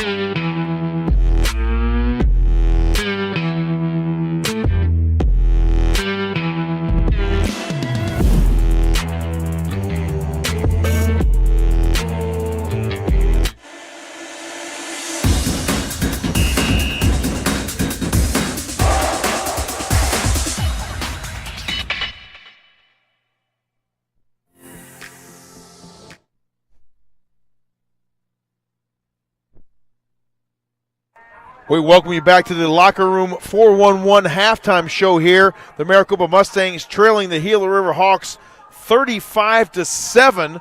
We are standing by to talk with Aberdeen. She's down there with a couple of fans here in the stands. Halftime here at Campo Verde High School here in Gilbert. And we're going to apparently hold off on that for just a little bit. So we'll take a short time out and come right back here for more halftime festivities here from Campo Verde High School in Gilbert. It is Gila River 35 and the Maricopa Mustangs 7. Stay with us. More junior college football action coming your way right after this. Did you get camera shy?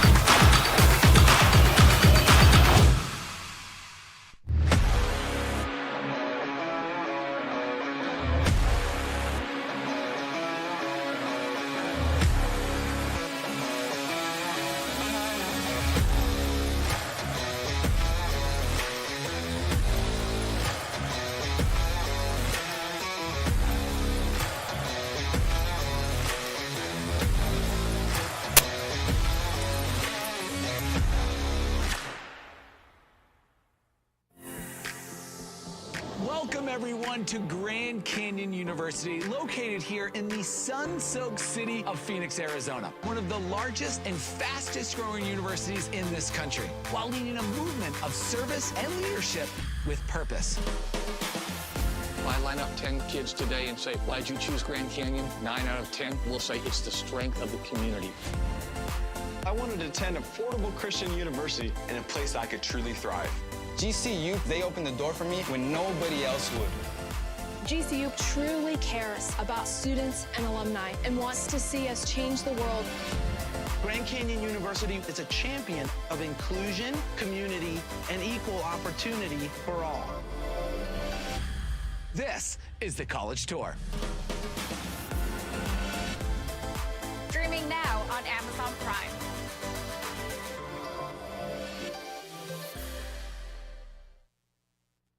lox combo, please. At Raising Cane's, we do one thing, and we do it better than anyone else. So why not let our food do the talking?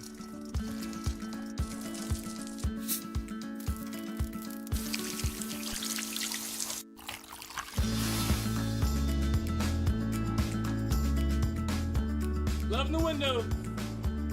Raising Cane's, only the best chicken finger meals. One love. This is the letter I've been telling you about. This letter is for you. From what I hear, you're supposed to be the next Tom Brady. What I'm about to say is important. Never let them call you the next Tom Brady. When they compare you to the GOATs, tune it out. When they say you're a 6th round draft pick, store it away. Compare yourself to nobody but the kid in the mirror. The one who goes all in, all out, and has the crazy confidence to know that who you are today is just a piece of who you're going to become. This letter's for that you, the one no one will see coming. Sincerely, Tom. Live out your dreams, man.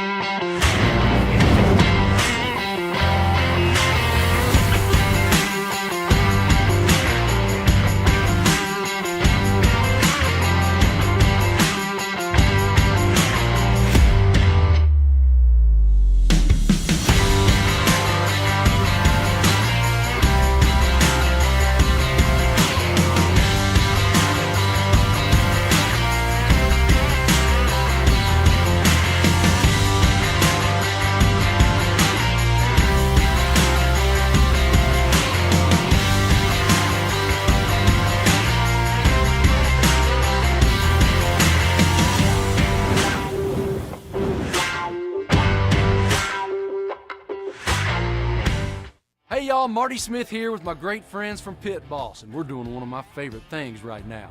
We're tailgating with my Walmart tabletop wood pellet grill and the Sierra 3-burner gas griddle. The tabletop grill has 2 large cooking areas to handle all my tailgating needs. A digital control with LED readout, slide plate for direct and indirect grilling, and the airflow that lets me do convection cooking. And now, for the tailgater's dream, the Sierra griddle. I love how easy it is to use this griddle. It's got lift-off technology, so I can take it anywhere. And the Armor non-stick ceramic surface makes it so easy to clean. Not to mention, it has a place for my paper towels and a bottle opener.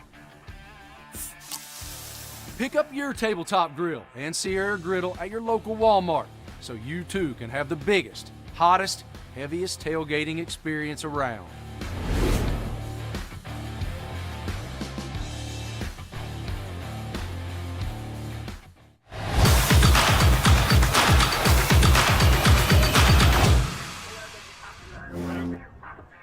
We welcome you back to Campo Verde High School here in Gilbert, Arizona. 35-7 our halftime score. James Poovey coming to you live here alongside my broadcast partner this evening, Mr. Kelly Epley. Coach Epley, what do you think about this first half? It was all Gila River, and then the Maricopa Mustangs able to get some sort of charge going there in that second quarter, but Gila River reminding them, as we talked about a moment ago, that we're taking control of this game here tonight so far anyway in this first half. Yeah, I'll tell you what, Gila River did a great job both offensively and defensively, as well as special teams, to take control of this football game for the entire first quarter and most of the second quarter. And the Maricopa Mustangs, I know a Madowski coach team, and they're not going to give up quick. So they got some good feelings back by coming out with a great defensive stop and then getting some points on the board, get 7. But I'll tell you what, the Gila River Hawks said, no, you're not going to feel good going in.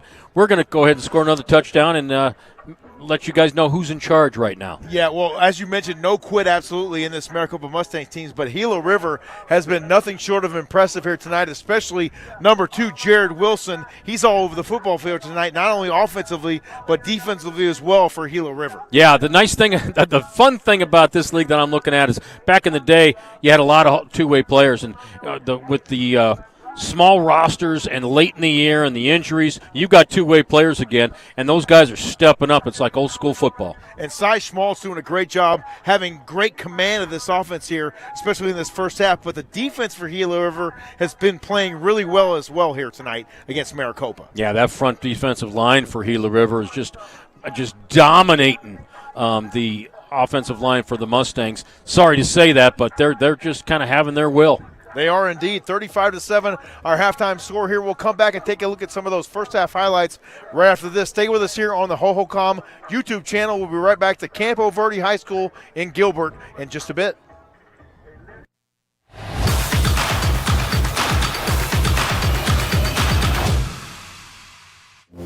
This is my game. And it's everything to me. It's opportunity. Where I prove myself. Where I feel free. My game, it's a gift. And we all have the right to experience the gift of the game.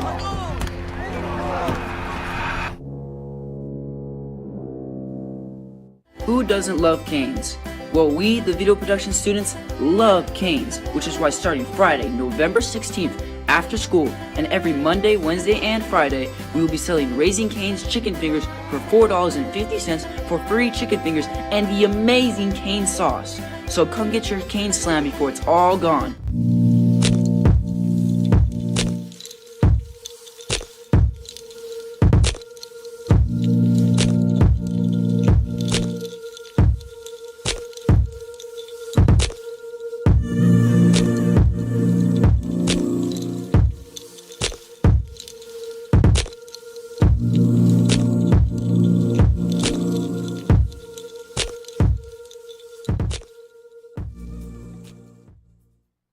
Fire and smoke, engineering and technology.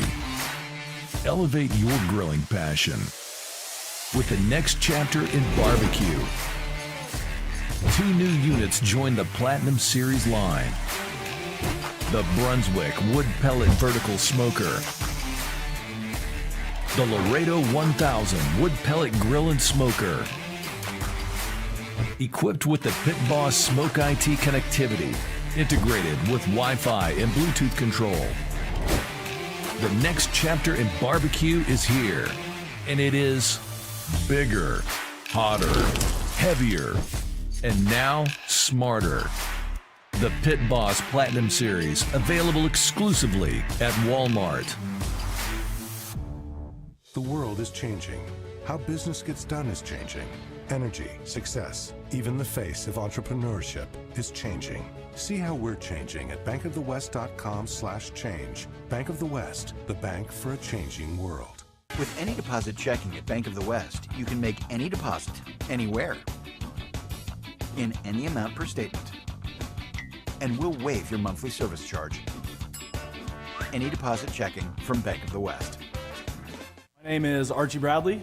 current Major League pitcher for the Philadelphia Phillies. If I had to give a list of who the best was out of Archie the pitcher, Archie the griller, Archie the hunter, I'm unfortunately going to have to fall back on my baseball skills. Being a professional athlete, the food that I put into my body is very, very important. When I was younger, I may not have paid as much attention to it, but as I've been fortunate enough to keep playing year in and year out, I've put a lot more time and effort into making sure my diet and the food I put into my body is exactly what I need. Jake from State Farm. I really want that personal price plan, so I'll admit it. I'm a bath bomb guy. Dude, you do not need to get that personal. The State Farm Personal Price Plan simply helps you create an affordable price just for you. For real? Who's ready for their jazz bath? No? Who is that guy? Jazz bath? Call or click to get a quote today. Like a good neighbor, State Farm is there.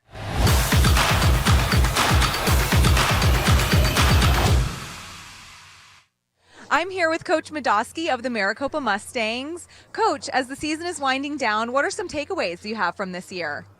We haven't had near the success we wanted to have this year. We've got some good football players, though. I think that at the end of the day, the guys that are here and they've worked hard, they've gotten better, and they're going to have some opportunities at the next level. It's been nice to see some of the recruiting happening right now and guys getting interest. But I think we got a good core that we're going to bring back, and we're excited about the future, certainly.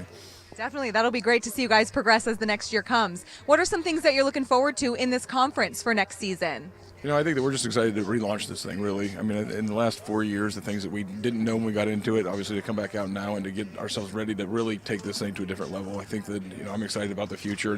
We've played football for 4 years. I think we're about to really do community college football moving forward. So we're excited about where we're at.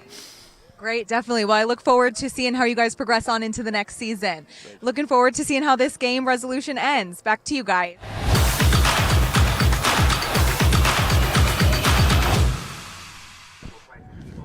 Great stuff right there, Aberdeen. We've reached halftime here. It's Gila River 35 and the Maricopa Mustangs 7. If you're joining us late, it was all Gila River there in that first half. Maricopa trying to make some sort of stand there in quarter number 2. They had a couple of chances, but unfortunately they fell on deaf ears there a couple times there late in quarter number 2. And a dominant performance here by Gila River, to say the least, here in this first half. Yeah, I'll tell you what, Gila River's just exerted their dominance both, like I said, in every single facet of the game, offensively, defensively, and special teams.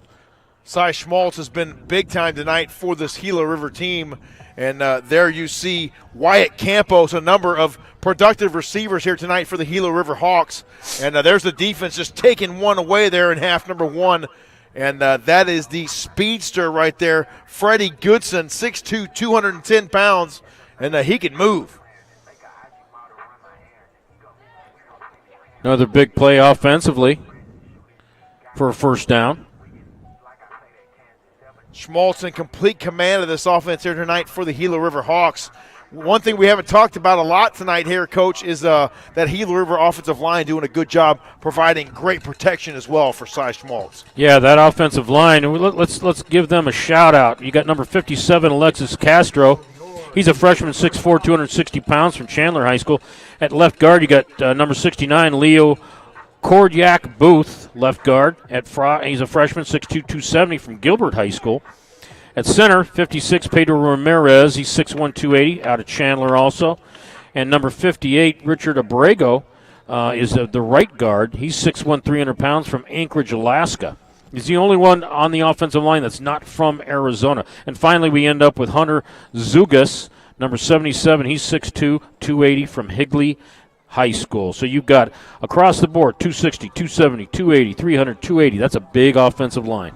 Big offensive line, but not too big if you think about it, Coach, and I think that might play into their athleticism a little bit, maybe being able to move a little bit and fire off that football, because they do a lot of zone read stuff that I've seen here, a lot of RPO, and that requires that offensive line to fire off and get some movement up front. Yeah, that's a good point. You only got one 300-pounder. The rest of them are 260, 280, and that's right. That's not huge, crazy huge these days, and they are awfully athletic. They are indeed, and then that allows these big running backs to find those holes and hit them hard. And these guys, very athletic for Gila River, and Maricopa just trying to get something going offensively. They've stood in there and had a couple of chances in that first half, but just not able to get it going offensively.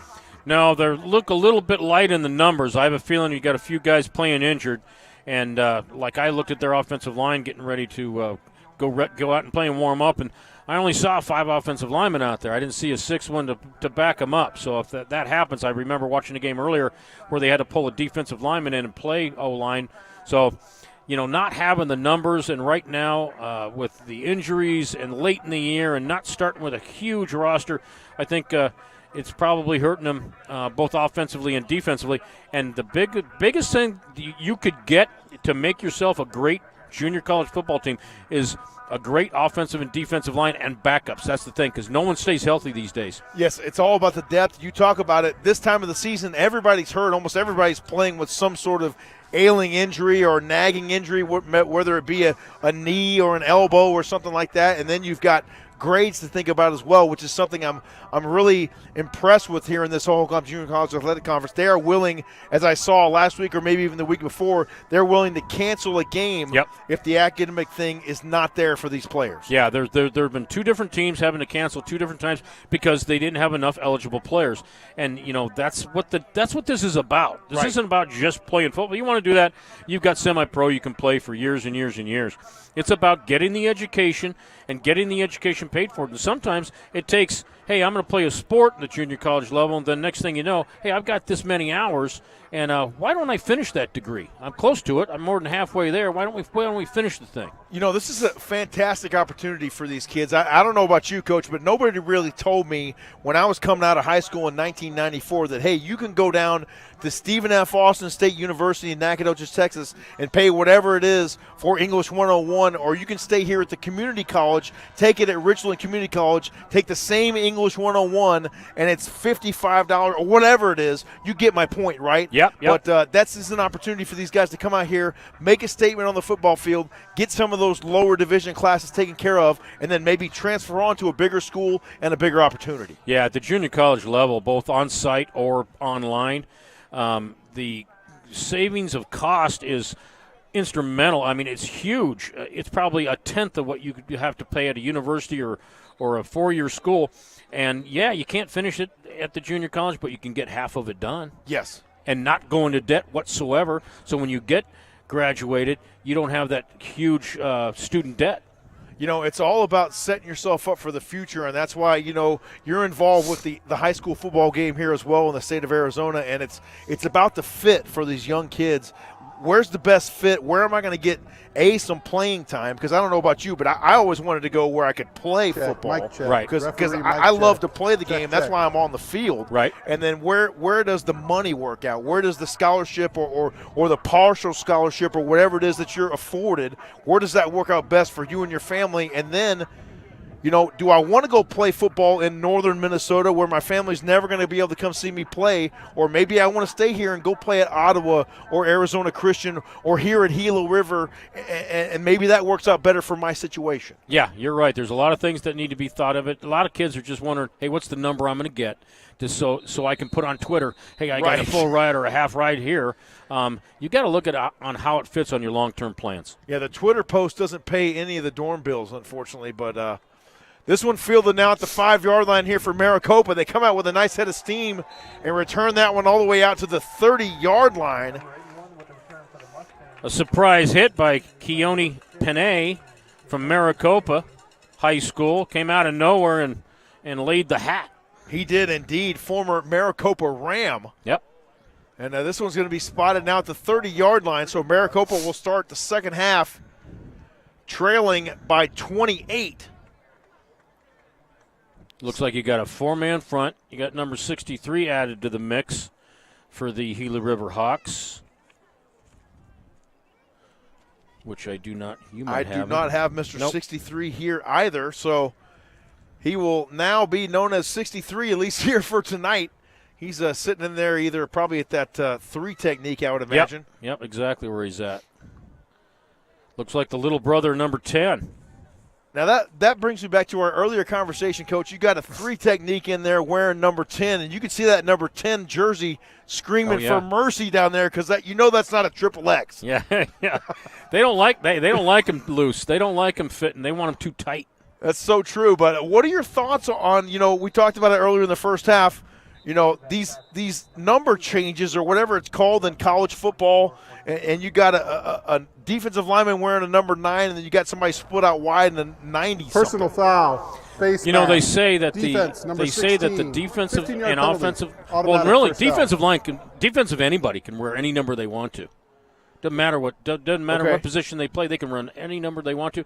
But in the past, the offensive lineman, tackle to tackle, had to only be from number 50 to number 79, and then the backs and wide receivers could be 80 and to 80 and anything else. Yes, and then also from 49, 1 to 49. Just so interesting to see some of these numbers in different unique positions that you wouldn't have seen otherwise. There is big 99 manning the middle there for the Gila River Hawks, Mason Ennin, and nowhere for the ball carrier to go with the football that time. That was Jovan Scott, but nowhere to run. And as for 90s running tight ends, you used to see that back in the day on the goal line package. You'd get a second and third tight end in there, and it'd be a 90 guy because it was somebody playing defense. But now, you've got tradition. 90 guys are usually playing defensive line. True. 80s are usually playing tight ends. But you have, that's the rule. I've known that really the only restriction is tackle to tackle. It's got to be from number 50 to 79. Interesting. A 3-yard loss on the play. 2nd down and 13 now here for Maricopa, as we get ready to shortly resume play with 13:49 remaining here in our third quarter. So glad you joined us here this evening. Looks like Gila River went back to I'm not sure if it's a cover. It looks like a cover 2 concept, 2 deep safety. Outside leverage by your corners. Play fake. He goes to the air. It falls incomplete. His intended target was Jay Anderson, and Cody Lazenby. Just too much air underneath that football right there. Yeah, Lazenby, and you know what? It is a cover 2 because that receiver was running that post corner or post sideline, and that's the route you run against cover 2. So I think they saw the same thing. 3rd down possession play upcoming here now for Maricopa.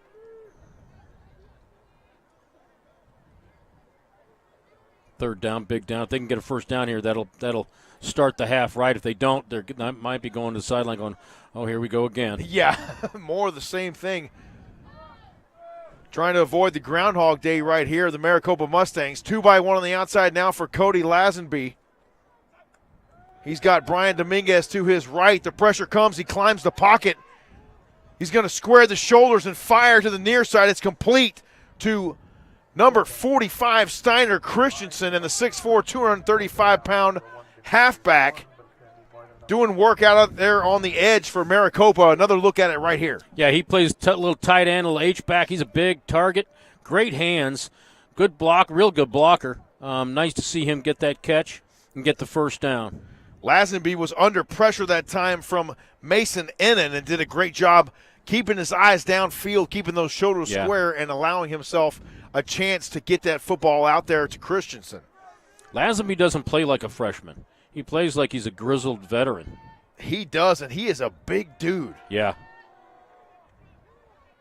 Into the flat it goes. Room to run across the 20-yard line. That is Javon Thompson out there for Maricopa. And Thompson out in open space, he's tough to deal with. Little bubble route, and then if he can get to the corner, great blocking by the offensive line, but if he can get to that corner, he's got a little speed. Outran the inside defender, and then big hit on the sideline right there. Excellent job by the Maricopa wide receiver there, blocking out there on the edge as well, Coach, allowing that run to gain the yak, as we like to say, the yards after catch. Yards after catch. 2-by-1 on the outside now for Lazenby on 1st down and 10. He surveys, fires, and it falls incomplete. He was almost picked by number 1, Demetrius Warren. He had a heck of a break on that. Warren was right there, right place, right time.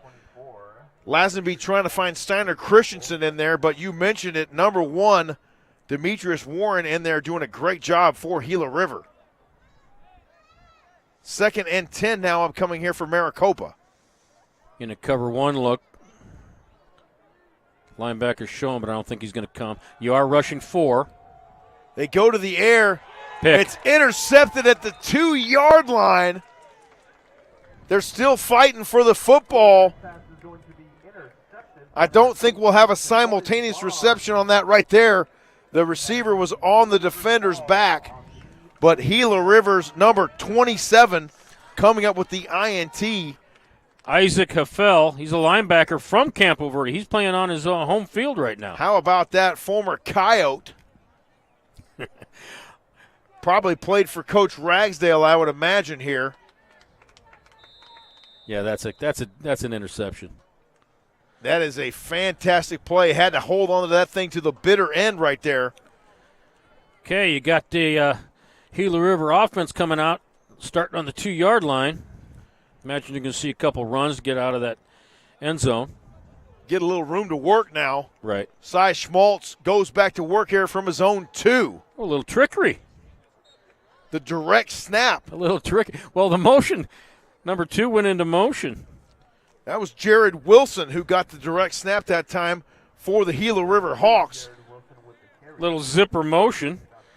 Went past the center, came back, and then got underneath the center real quick and got a quick snap. I like that play. Jay Willie with a little trickeration right there for the Hawks. He picked up 2 yards on the play, or 3 yards actually, out to the 5. Yep. 2 by 1 on the outside now for Schmaltz. A high snap. He's going to put it into the belly of the running back. He's off to the races. 25-30, and finally drugged down near the 35-yard line. That is Elijah Peters rumbling down the near seam. And one more look at it right here. He broke about 3, maybe 4 tackles on that run right there. Great ball security. Got that ball nice and tight. See somebody coming from the inside, switches hands. Can you tell he used to coach running backs? Yes, great job switching the hands there as the defender approached. Stacked twins to each side now for Lazenby. He's going to hand it off one more time across the 35-yard line. Shoestring tackle by the defender, number 32 of the Mustangs. Omarius Burnham on the tote there, and we'll see Lazenby go to work one more time here on the replay. There goes Burnham. I'm sorry, that's 36 that made the tackle, not 32. 2nd down and 6 now here for Gila River. 2 by 2 once again on the outside now for Lazenby. Or for Cy Schmaltz, excuse me. Room to run. Yep, right up the middle to the 50-yard line. Omarius Burnham once again with the scoots. And Burnham, a 4.52 40 for the guy originally offered by Appalachian State. Also had some looks from Ball State, Florida Atlantic, Georgia Southern, and Miami of Ohio. So he's raised more than a couple eyebrows here, Coach, has Burnham. Yep. He's a big kid, too. Little loss of downage. They got they got a little bit of penetration defensive line up front, which they're going to have to do. They've got to get inside the middle there and just let the guy catch. There it is, right there. D lineman getting penetration, kind of screwing the things up. Mucking it all up there in the backfield. We used to call that FTOs, and I can't really tell you why. Yeah. What it stands for. Yeah, I can tell you exactly what it stands for, but not here over the YouTube airwaves. 2nd and 12 now. Cy Schmaltz goes in the air. He's got a receiver at the 30-yard line, and all the way down to the 25 goes Jaquiz Modica. And Modica just streaking down the field there for the Hawks. Just got inside the defender. Was going to run a not a fade route, but a go, and just got inside the defender, made it a real easy throw for the quarterback. Tiger Lita from Granger, Utah on the stop there, 6 foot, 150-pound DB. Schmaltz now on 1st down. He's trying to find room to run, and the Maricopa defense closes things down there on the far side. Nowhere to go with the football, courtesy of number 42, Maui Utafai. He had some room to run, but one of the few times he's made not the right decision and decided to pull it up, wanted to throw it. I think he would have gotten the first down if he would have just tucked it and ran. And you wrote that pronunciation out for me on something else, Coach, and I goofed it up just then. My mistake. No problem. But I remember that. I do it all the time. They swing it out of the flat now, does the Gila River Hawks. And a little form tackle right there for Jordan Creer. And you've seen that a couple times out there at Yunker High School. Yeah. Creer doing a nice job there in the open field with the tackle. Yeah, playing corner. He comes off the block right there. He comes off the block and makes the nice form tackle, keeps the feet moving, wraps up. That's Good how for you him. do it right there. Great stuff there for Creer. 3rd and short here for Gila River. They hand it off.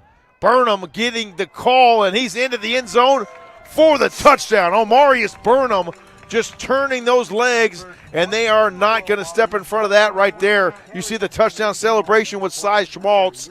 What is that, the Lotus? More look at it right here. I think so. Watch his sheep, keep his shoulders square so he can come all the way back to that backside A-gap. Tuck that ball away, though. Put a move on that defender right there on the second level. Didn't even get touched after he cleared the line of scrimmage. Look at that. Burnham, he has got to be getting some looks here. You would imagine from a couple of collegiate programs here. He's putting some good stuff on film here tonight as Omarius Burnham, I'll tell you that much. I've seen 3 of his games, and this is normal. This is a normal game for him. I've been really impressed with him and how he runs the football. Something special. We'll step aside, take a short timeout, and come right back here for more Hohokam Junior College football right after this. Stay with us. We'll be right back to Gilbert.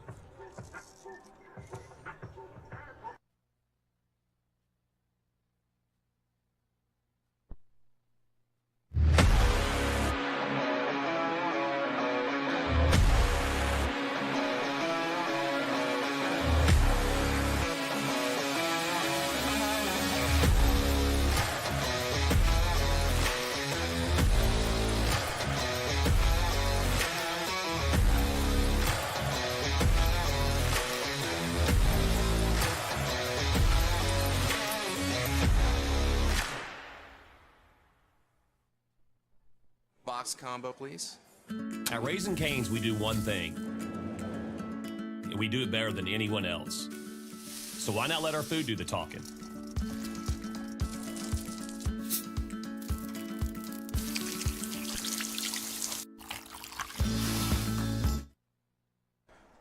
We welcome you back to Campo Verde High School here in Gilbert. 42-7, the Maricopa Rams trailing the Gila River Hawks. Maricopa fields it from their own goal line, and a nice return there out to the 30-yard line.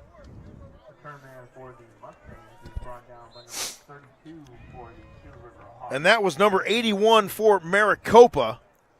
I don't see him here on the tally sheet, but a nice return nonetheless. He fielded that ball right about the 2, maybe 3-yard line, and got on his horse quickly there.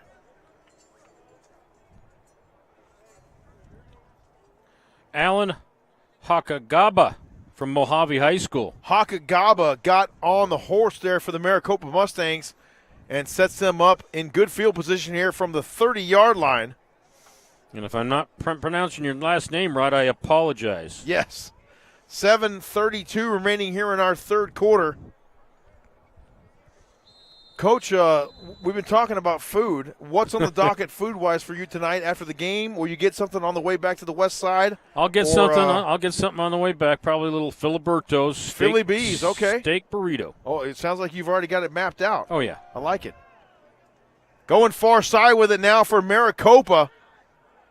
A little start and stop over there for Brian Dominguez, and he's shifty. This guy for the Mustangs. Now look how many defenders are over there from Gila River. All 11 defenders by the end of the play. If we go to this thing all the way to the end, one guy almost has him. You got somebody running inside. He just misses. You got another one coming inside. Got another one keeping outside leverage. And by the time the play gets over, all 11 blue defenders are over there. That was impressive. You've got to love that if you're head coach Mike Denny for Gila River. And these guys swarming to the football, a big reason why they've only given up 7 points here tonight to Maricopa. Yeah, good point. 6.5 minutes remaining here in the third quarter. 2-by-2 on the outside here. Cover for 2. Lazenby. Cover 2 look defensively. The pressure comes, and he goes down in the backfield at the 25-yard line. And a correction, we have a new quarterback in now. Number 5, Jordan Gurley in, the sophomore, 6'1", 190 pounds, former Goldwater Bulldog. That's right, Goldwater Bulldog. Right out the freeway, I-17. That's right, right over by the Homestead over there. There's only one high school closer to my house, and it's Deer Valley. The Skyhawks. That's right. Coach Christensen's over there. 3rd and long here, 3rd and 15 to be exact now for Maricopa. Clock runs with 5.5 minutes remaining here in our third quarter. A little tunnel screen, and it's snuffed out nicely there by the Gila River defense. And when you got guys that swarm like these Hawks do, Coach, it's not a surprise when they're right place, right time That's there. number 63 that just made that tackle. We don't have his name, but yeah, I was looking for him here. He was the 4th defensive lineman that came in. Looks like the little brother, number 10. But he right when he caught that ball, he enveloped him around, gave him a big old bear hug, and said, "Come lay down." That's it. I'm going to shut this one down right here and right now. Jaquiz Modica back deep to receive for Gila River. He stands at the 30-yard line. The Mustangs will punt it away now. A spiraling kick. Got down there in a hurry. Now across the 45-50. A stiff arm there, and finally slung down at the 49-yard line. On special teams doing work there is Andrew Palacio. And Modica took a little smack there as he crossed midfield. Right at the very end. It was just a tackle. It could look like it might have been called unnecessary roughness, but he's just trying to get him down. Right there, boom. Just trying to finish the job right there at the 50, and great special teams effort there for Palacio. Yeah, he's a pretty good defender, too. We've said his name throughout many of the games we've done, and he brings it every single night. Gila River now goes back to work from their own 50, or from midfield, I should say. No one owns the 50, right, Coach? Nope. 3-by-1 on the outside now. We got a new quarterback here for the Gila River Hawks. They're going to hand it off, going far side now with room to run. This is Elijah Peters. And Peters finally forced out of bounds near the 26, maybe make it the 30-yard line. And a nice gain there for Gila River. One more look at it right here. Here comes Peters right into your living room. Working off a block there from his fellow wide receiver. And that was just great team football right there for Gila River. Cortland Hill's in a QB right now. He's a freshman, 6'1", 205 pounds, from Brentwood High School in St. Louis, Missouri. How about that? Tell you what, shows some character coming all the way from St. Louis, Missouri to Arizona and playing junior college football, not starting right away, but still hanging out to the end of the year and getting some time and biding some time for the future. That's good stuff, isn't it? Freshman, 6'1", 202 pounds. You mentioned it, from the gateway city of St. Louis. 2nd and 5. He's got a high snap there. Penalty flags fly. The ball's on the carpet. It's recovered for the moment by Maricopa. But we will check the laundry on the field. You see big number 93, Dylan Brown with the football there, former Cactus Shadows Falcon. A little high snap. Offense, number 5. That penalty's declined. Result yeah, of the the play. snap was a little high. That wasn't the quarterback's fault. Usually you kind of worry about a new quarterback in there, snap, especially with shotgun snap, not being able to handle it, worrying about getting his eye off it and worrying about what he's got to do. But that was not his fault. That was a high snap. So that one got away from him there. So Maricopa will indeed take over now. From their own 33, they trail 42-7 here with 2.5 minutes remaining in our third quarter. So glad you joined us here this evening for what I believe is the final Hohokam football game of the season. No, correction. I'm doing another one next week. Got another That's one the coming reason up I do next that. week. Yep. All right. I think there's 2 more games next week. All right, good stuff. 2 more on the docket here in the 2022 season for Hohokam Junior College football. Boy, look how deep that free safety is. They're in a deep, deep cover 3. On a delay, they hand it off. That's not going anywhere. And he gets blasted almost immediately. That was Javon Thompson. You had a free safety. Nixon on the stop. You had a free safety back here deep. Number 9, he's 20 yards deep. Yeah. 22 yards deep. A little prevent cover 3 right there, huh? Super prevent. Super prevent D. Back in '92, Greg Parrish ran a defense that looked like that, where they had their free safety 22 yards deep. Wow. They went 12-1 that year, but it was the wildest defense. There was a book written on it. I remember reading it, and really free safety was 22 yards deep. Every play? Yep, every play. Whoa. A tunnel screen now there for Maricopa as Javon Scott switches hands shortly before he goes out of bounds. I think you're going to get a holding call on Maricopa. So we'll wait for the official word from Jeff Martin here in just a moment. But it looks to be in the general area of holding. We'll step aside here in a moment and get the official call from Mr. Martin. Holding. Offense, number 39, 10-yard penalty. Replay second down. Coming through loud and clear there, indeed. Assessed to Maricopa, so it'll back them up 5. They fixed the mic. They did. It sounds great. Yeah.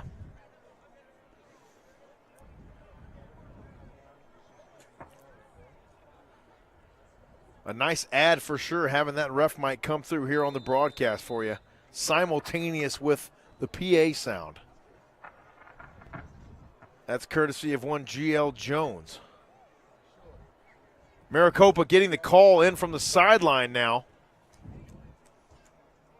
2nd and 21.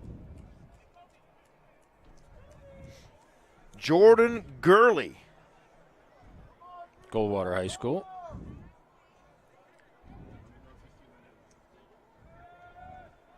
A quick hitter out into the flat across the 20 and ridden out of bounds over there on the far side about the 24-yard line. Javon Thompson once again on the reception, and Thompson has been productive here tonight for the Maricopa Mustangs despite what's on the scoreboard. Yeah, Javon Thompson's been productive all season long, as has Lazenby also. So the last 5 seconds will tick off the clock here, and we will head to quarter number 4. This is the end of the third quarter. The Gila River Hawks 42 and the visiting Maricopa Mustangs 7. Stay with us. We'll step aside for a brief timeout and come right back for more junior college football right here on YouTube. Stay with us.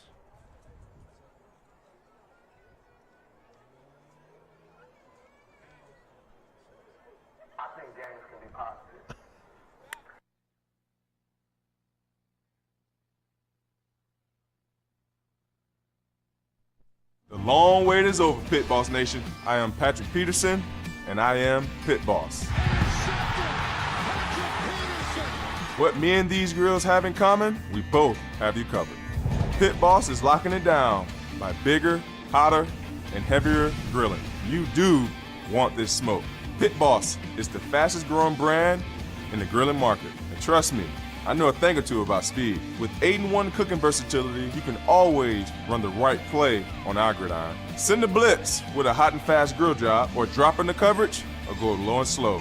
With the best value on the market, Pit Boss sacks the competition. From the Pit Boss family to yours, let's take it to the house.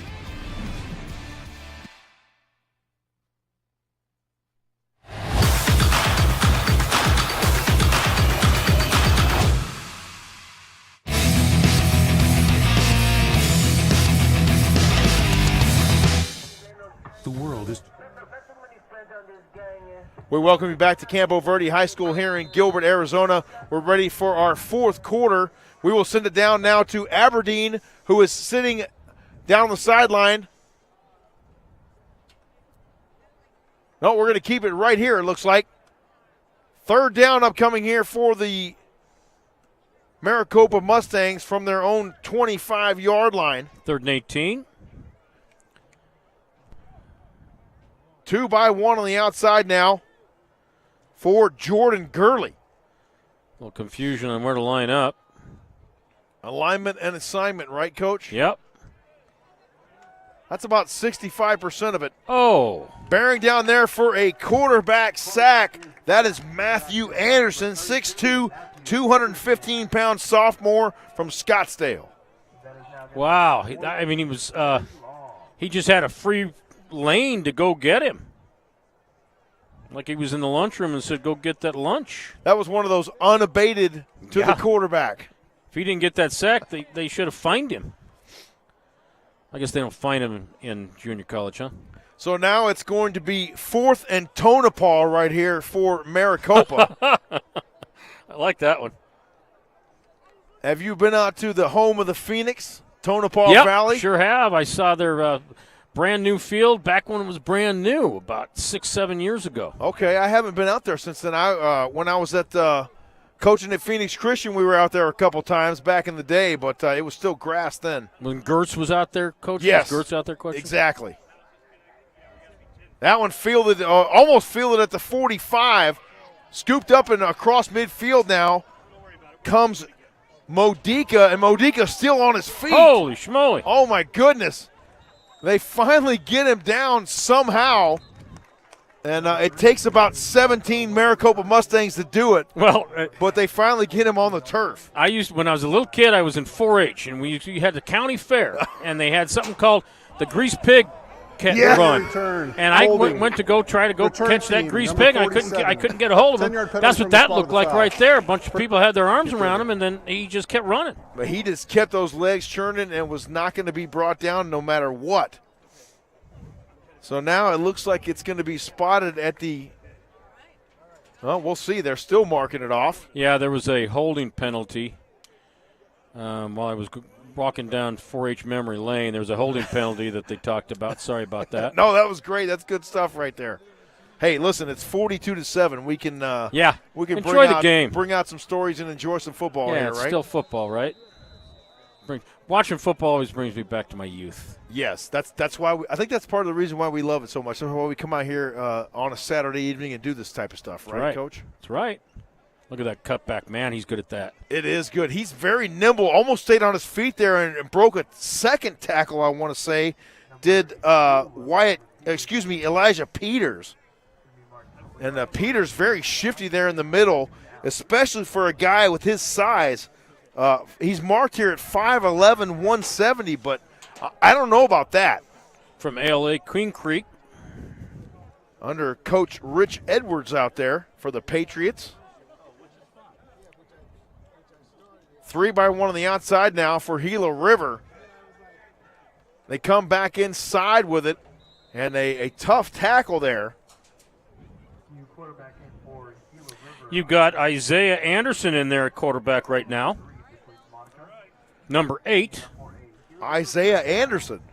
Number 8. His dad, James Bessie, played for me at Independence High School back in the day. Okay. 3-by-1 on the outside now here for Gila River on 1st down and 10, and up in his grill in a hurry. That was Andrew Palacio just screaming in there with his hair on fire coming off the edge that time. Yeah, he had a little outside linebacker stunt right off the edge. Palacio coming unabated. There was nobody that even got in his way and got the sack to make it 2nd down. Gila River's lucky they kept the football. Oh, aren't they ever? Because Isaiah Anderson had a defender in his face in about half a second there. Yep, sure did. 2nd down and 16 here. Movement up front and penalty flags fly. This should be offsides. We'll double check with our officiating crew here tonight. Yeah, it should be on the offense. If it was on the defense, they wouldn't have stopped the play. It would have Offside. been free. Defense, number 93, in the neutral zone at the snap, causing the offense to react. 5-yard penalty. Replay second down. So you got to stay out of that ever popular neutral zone there and keep anything out of there. Otherwise, it's almost a free play there for the offense. But it'll give them 5 yards, free yards here. It'll bring up second down and 11 now from midfield. After that sack, it was first and long, but second and 11 is manageable. Very Stacked manageable. Twins now to each side for Anderson. He throws near side, trying to find Nicholas DiPuccio. And it falls incomplete. Well covered on the near side there by Maricopa's Tiger Leda.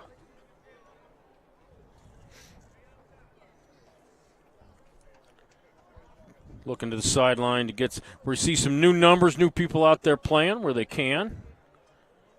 Guys getting in here and getting some valuable experience, playing time. There's no substitute for it, Coach, right? No. You can go through all the drills you want in practice, but there's no substitute for those live bullet reps. Live bullet reps is what you want. Oh, way to look them off. Nice job there by Anderson. Yeah. Working those defensive backs with his eyes. Anderson did a good job faking the throw to number 82 on the wide side of the field and then turning around and throwing the dart right there. Nice. There you good saw blocking by the offensive wide receiver right there. Nice job all the way around right there by Gila River. And that was some next-level quarterback play right there for Isaiah Anderson. Yeah, good for him. You can tell he's paying attention to practice. Ball sits at the 45-yard line. 9:20 and counting here in quarter number 4. 4th and 6. They're going to go for it. Anderson with a high snap. He comes near side. It's complete the midfield stripe. He's going to get it. Room to run across the 40. Out, down, all the way to the 30-yard line. DiPuccio, one more time, 6'3", 180 pounds out of Chandler, and he makes it look easy there out on the edge for the Hawks. Nice toss and throw. Just get it out wide, get in the open field. Let him get the offensive first down on his own. Nice job by Anderson. 2-by-1 on the outside. Now once again a high snap. He's going to keep it himself, and he goes down in the backfield. On the hunt, Dylan Brown gets a sack right there for the Maricopa Mustangs. Yeah, Anderson, right when he gets his hand on the ball, that defender's right in his grill right now. You got to give it to the Mustang defense. They're not giving up. They're not saying, hey, the night's over. We're down by 35, and there's only 8 minutes left to go in the ball game. They're still bringing the hat. They're still digging their heels in here, and you love to see it. That's fewer things tougher than going out and playing defense, being down 42-7. That one complete out on the edge. Frank Murphy looked to be the receptor of that pass. Little high, but that's a tough throw. You know, those sideways throws out there are a lot tougher than everybody thinks they are. Not able to set your feet or really get any kind of bearings there. You're just kind of flinging that thing out there and hoping for the best. Well, you're not turning your shoulders and you're not stepping into the throw either. Yes, also true. 3rd and 10 now here for Gila River.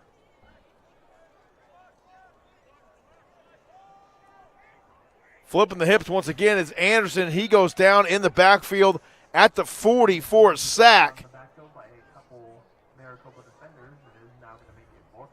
And that looks like, once again, big 9'3" Dylan Brown on the hunt right there. One more look at it right here. And Anderson did a good job not trying to force it and do something stupid there. Right.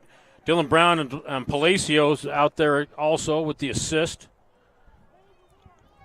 Under 7 minutes remaining here in the ball game as the temperature slowly dropping out here in what used to be all cow pasture just a few years back out here in the far southeast valley.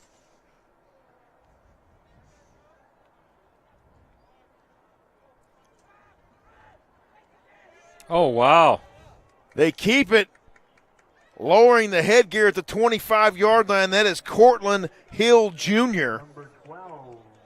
Nice fake given on the stretch play. Quarterback keeps it, almost gets the first down, and that was fourth and a ton. So he did a nice job going straight forward. Watch this. Nice give, nice fake, kept it. Got vertical, put the ball away. Palacio in on the tackle again. Outstanding play there for Hill, freezing a couple defenders there as well at the line of scrimmage and allowing himself to make his way up to that second level. First down and 10 now for Gila River. The clock moves as we approach 6 minutes remaining here in the ball game. Both teams have 3 timeouts left. 53 degrees here in the waning moments of our fourth quarter. They hand it off, coming near side, room to run. And out to the 40-yard line goes Javon Thompson. Nice. And I've been very impressed with Thompson here tonight, Coach. Yeah, I have too. He's not a big heavy kid, but he plays with great leverage, and he understands vertical. He understands vertical movement, which I really like. North-south. Yep. He'll go east-west to make a kid miss, but then as soon as he can, he puts that foot in the ground and gets vertical. I like that. Very decisive. 2-by-1 on the outside now here for Maricopa. They go far side, completed the 35, room to run. Once again, Thompson, and finally shoved out of bounds on the far side of the field, but not before he picks up a huge chunk of yardage there for Maricopa. Right now it's the Javon Thompson show. It is. There he goes. Look Makes at the one man. kid miss. Big number 16. Nice block on number 9 by 87. And finally forced out on the far side there by Juwan Nixon. But there goes that man, mama, number 17, Javon Thompson. Oh, my goodness. 2-by-1 now as Maricopa on the march here. They go inside for a moment. Just a draw give. Cut back to the backside A gap. A 4-yard gain on the play. 2nd and 6 upcoming now here for Maricopa.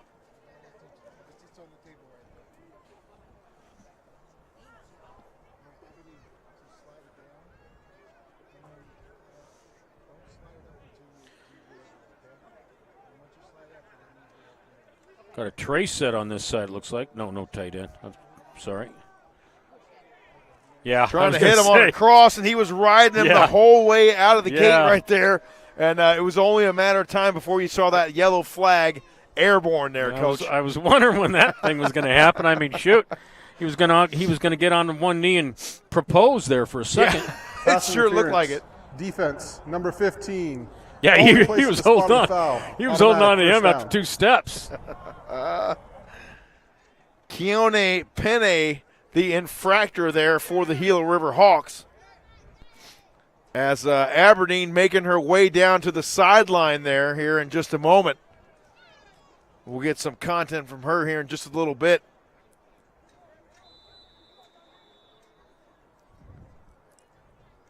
So now ball spotted at the 20-yard line, right hash.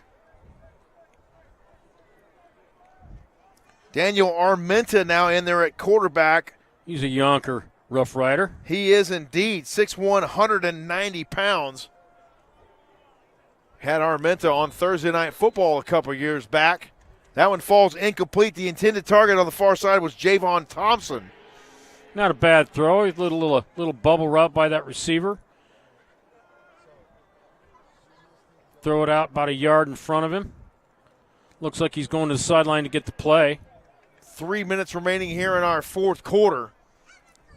And we will have Aberdeen catch up with what will soon be the winning coach, Mike Denny, following the conclusion of tonight's ball game. 2nd down and 10 now here for the Maricopa Mustangs. 2-by-1 on the outside here for the quarterback. They hand it off. And room to run. The ball comes out, but not before he's out of bounds. Yep, he got out of bounds before it did. Warren on the force out. And that was Javon Thompson once again scampering there for the Maricopa Mustangs. Well, we've got 2.5 minutes left. They're in scoring position. They're inside the red zone. Let's see if the Mustangs can muster up a little bit of gumption and get that ball in the end zone like they should right now. They put together a nice little drive. They have. And you mentioned, we talked about it all game long, Coach, no quit in this Maricopa Mustangs club.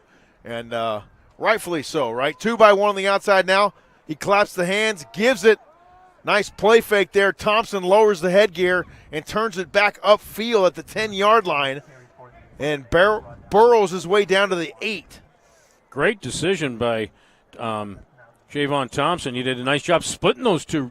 He was bouncing it over to the outside and then saw the two defenders and then split them and got about another 3 yards. You love to see the effort, not just cutting it out of bounds and taking the easy way, but cutting it upfield and looking for a little more contact. Exactly.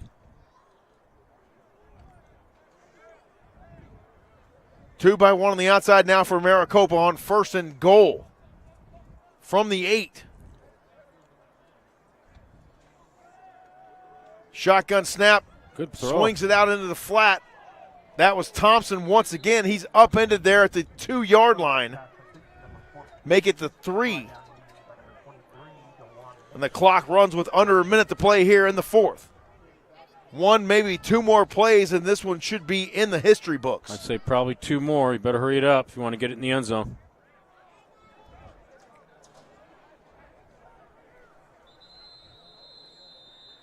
And we have a first charge timeout, Maricopa. Timeout on the field called by the Maricopa Mustangs. So we'll step aside and take a brief timeout here and come back for the conclusion of our 4th and final quarter from Campo Verde High School in Gilbert. Stay with us. The world is changing. How business gets done is changing. Energy, success, even the face of entrepreneurship is changing. See how we're changing at bankofthewest.com/change. Bank of the West, the bank for a changing world. With any deposit checking at Bank of the West, you can make any deposit, anywhere, in any amount per statement. And we'll waive your monthly service charge. Any deposit checking from Bank of the West.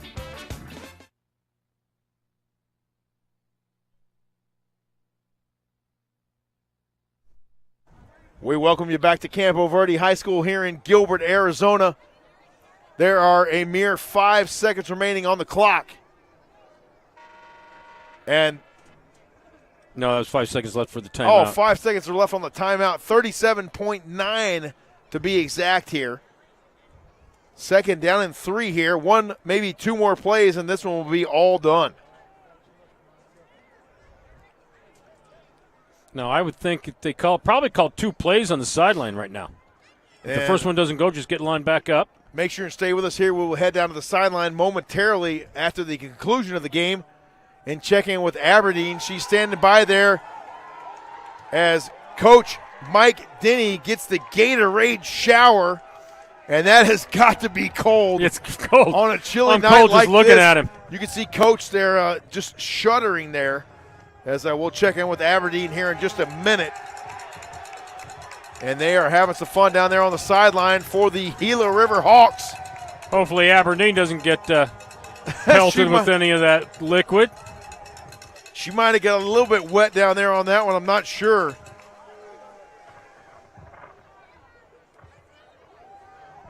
Confetti and all kinds of stuff going on down there on the sideline. One more play here. Oh, he almost got in. And the Gila River defense closing it down in a hurry. One more time, it was Javon Thompson. And let's go down to the sideline and check in with Aberdeen. She's standing by with head coach Mike Denny. Coach, game-winning coach Mike.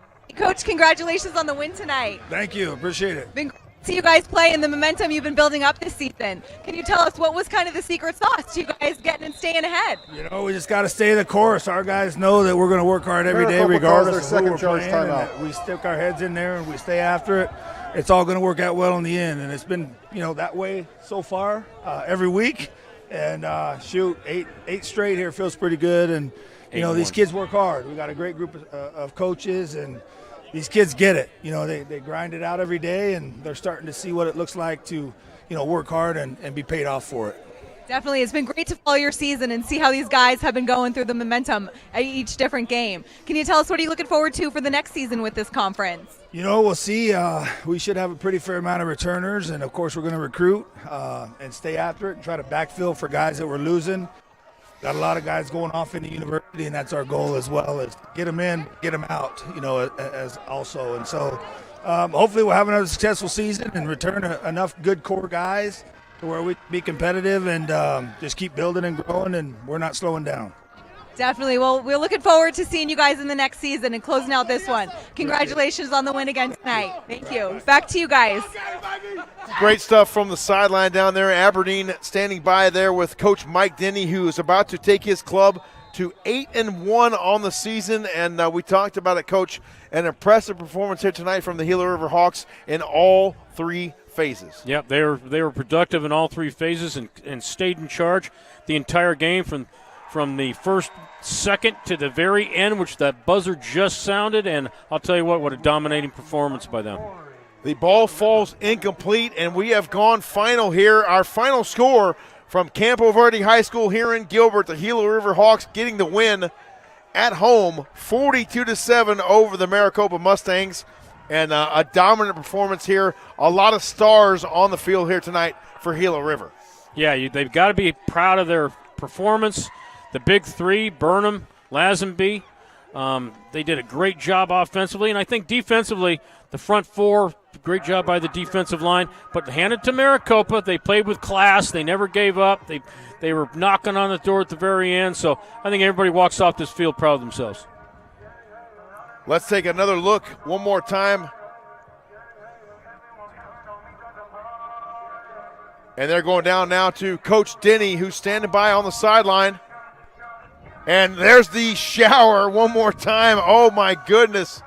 And somehow Aberdeen was able to avoid all that ice cold. I'm assuming that was water. It looked pretty clear there, Coach. I didn't see any it was water, yellow mixture, Gatorade mixture going on there. But with these new fields, they won't allow Gatorade down there because it screws up the artificial field and the beads. Makes sense. So now it's all water. Makes sense. It has all that stuff getting stuck together. You definitely don't want that.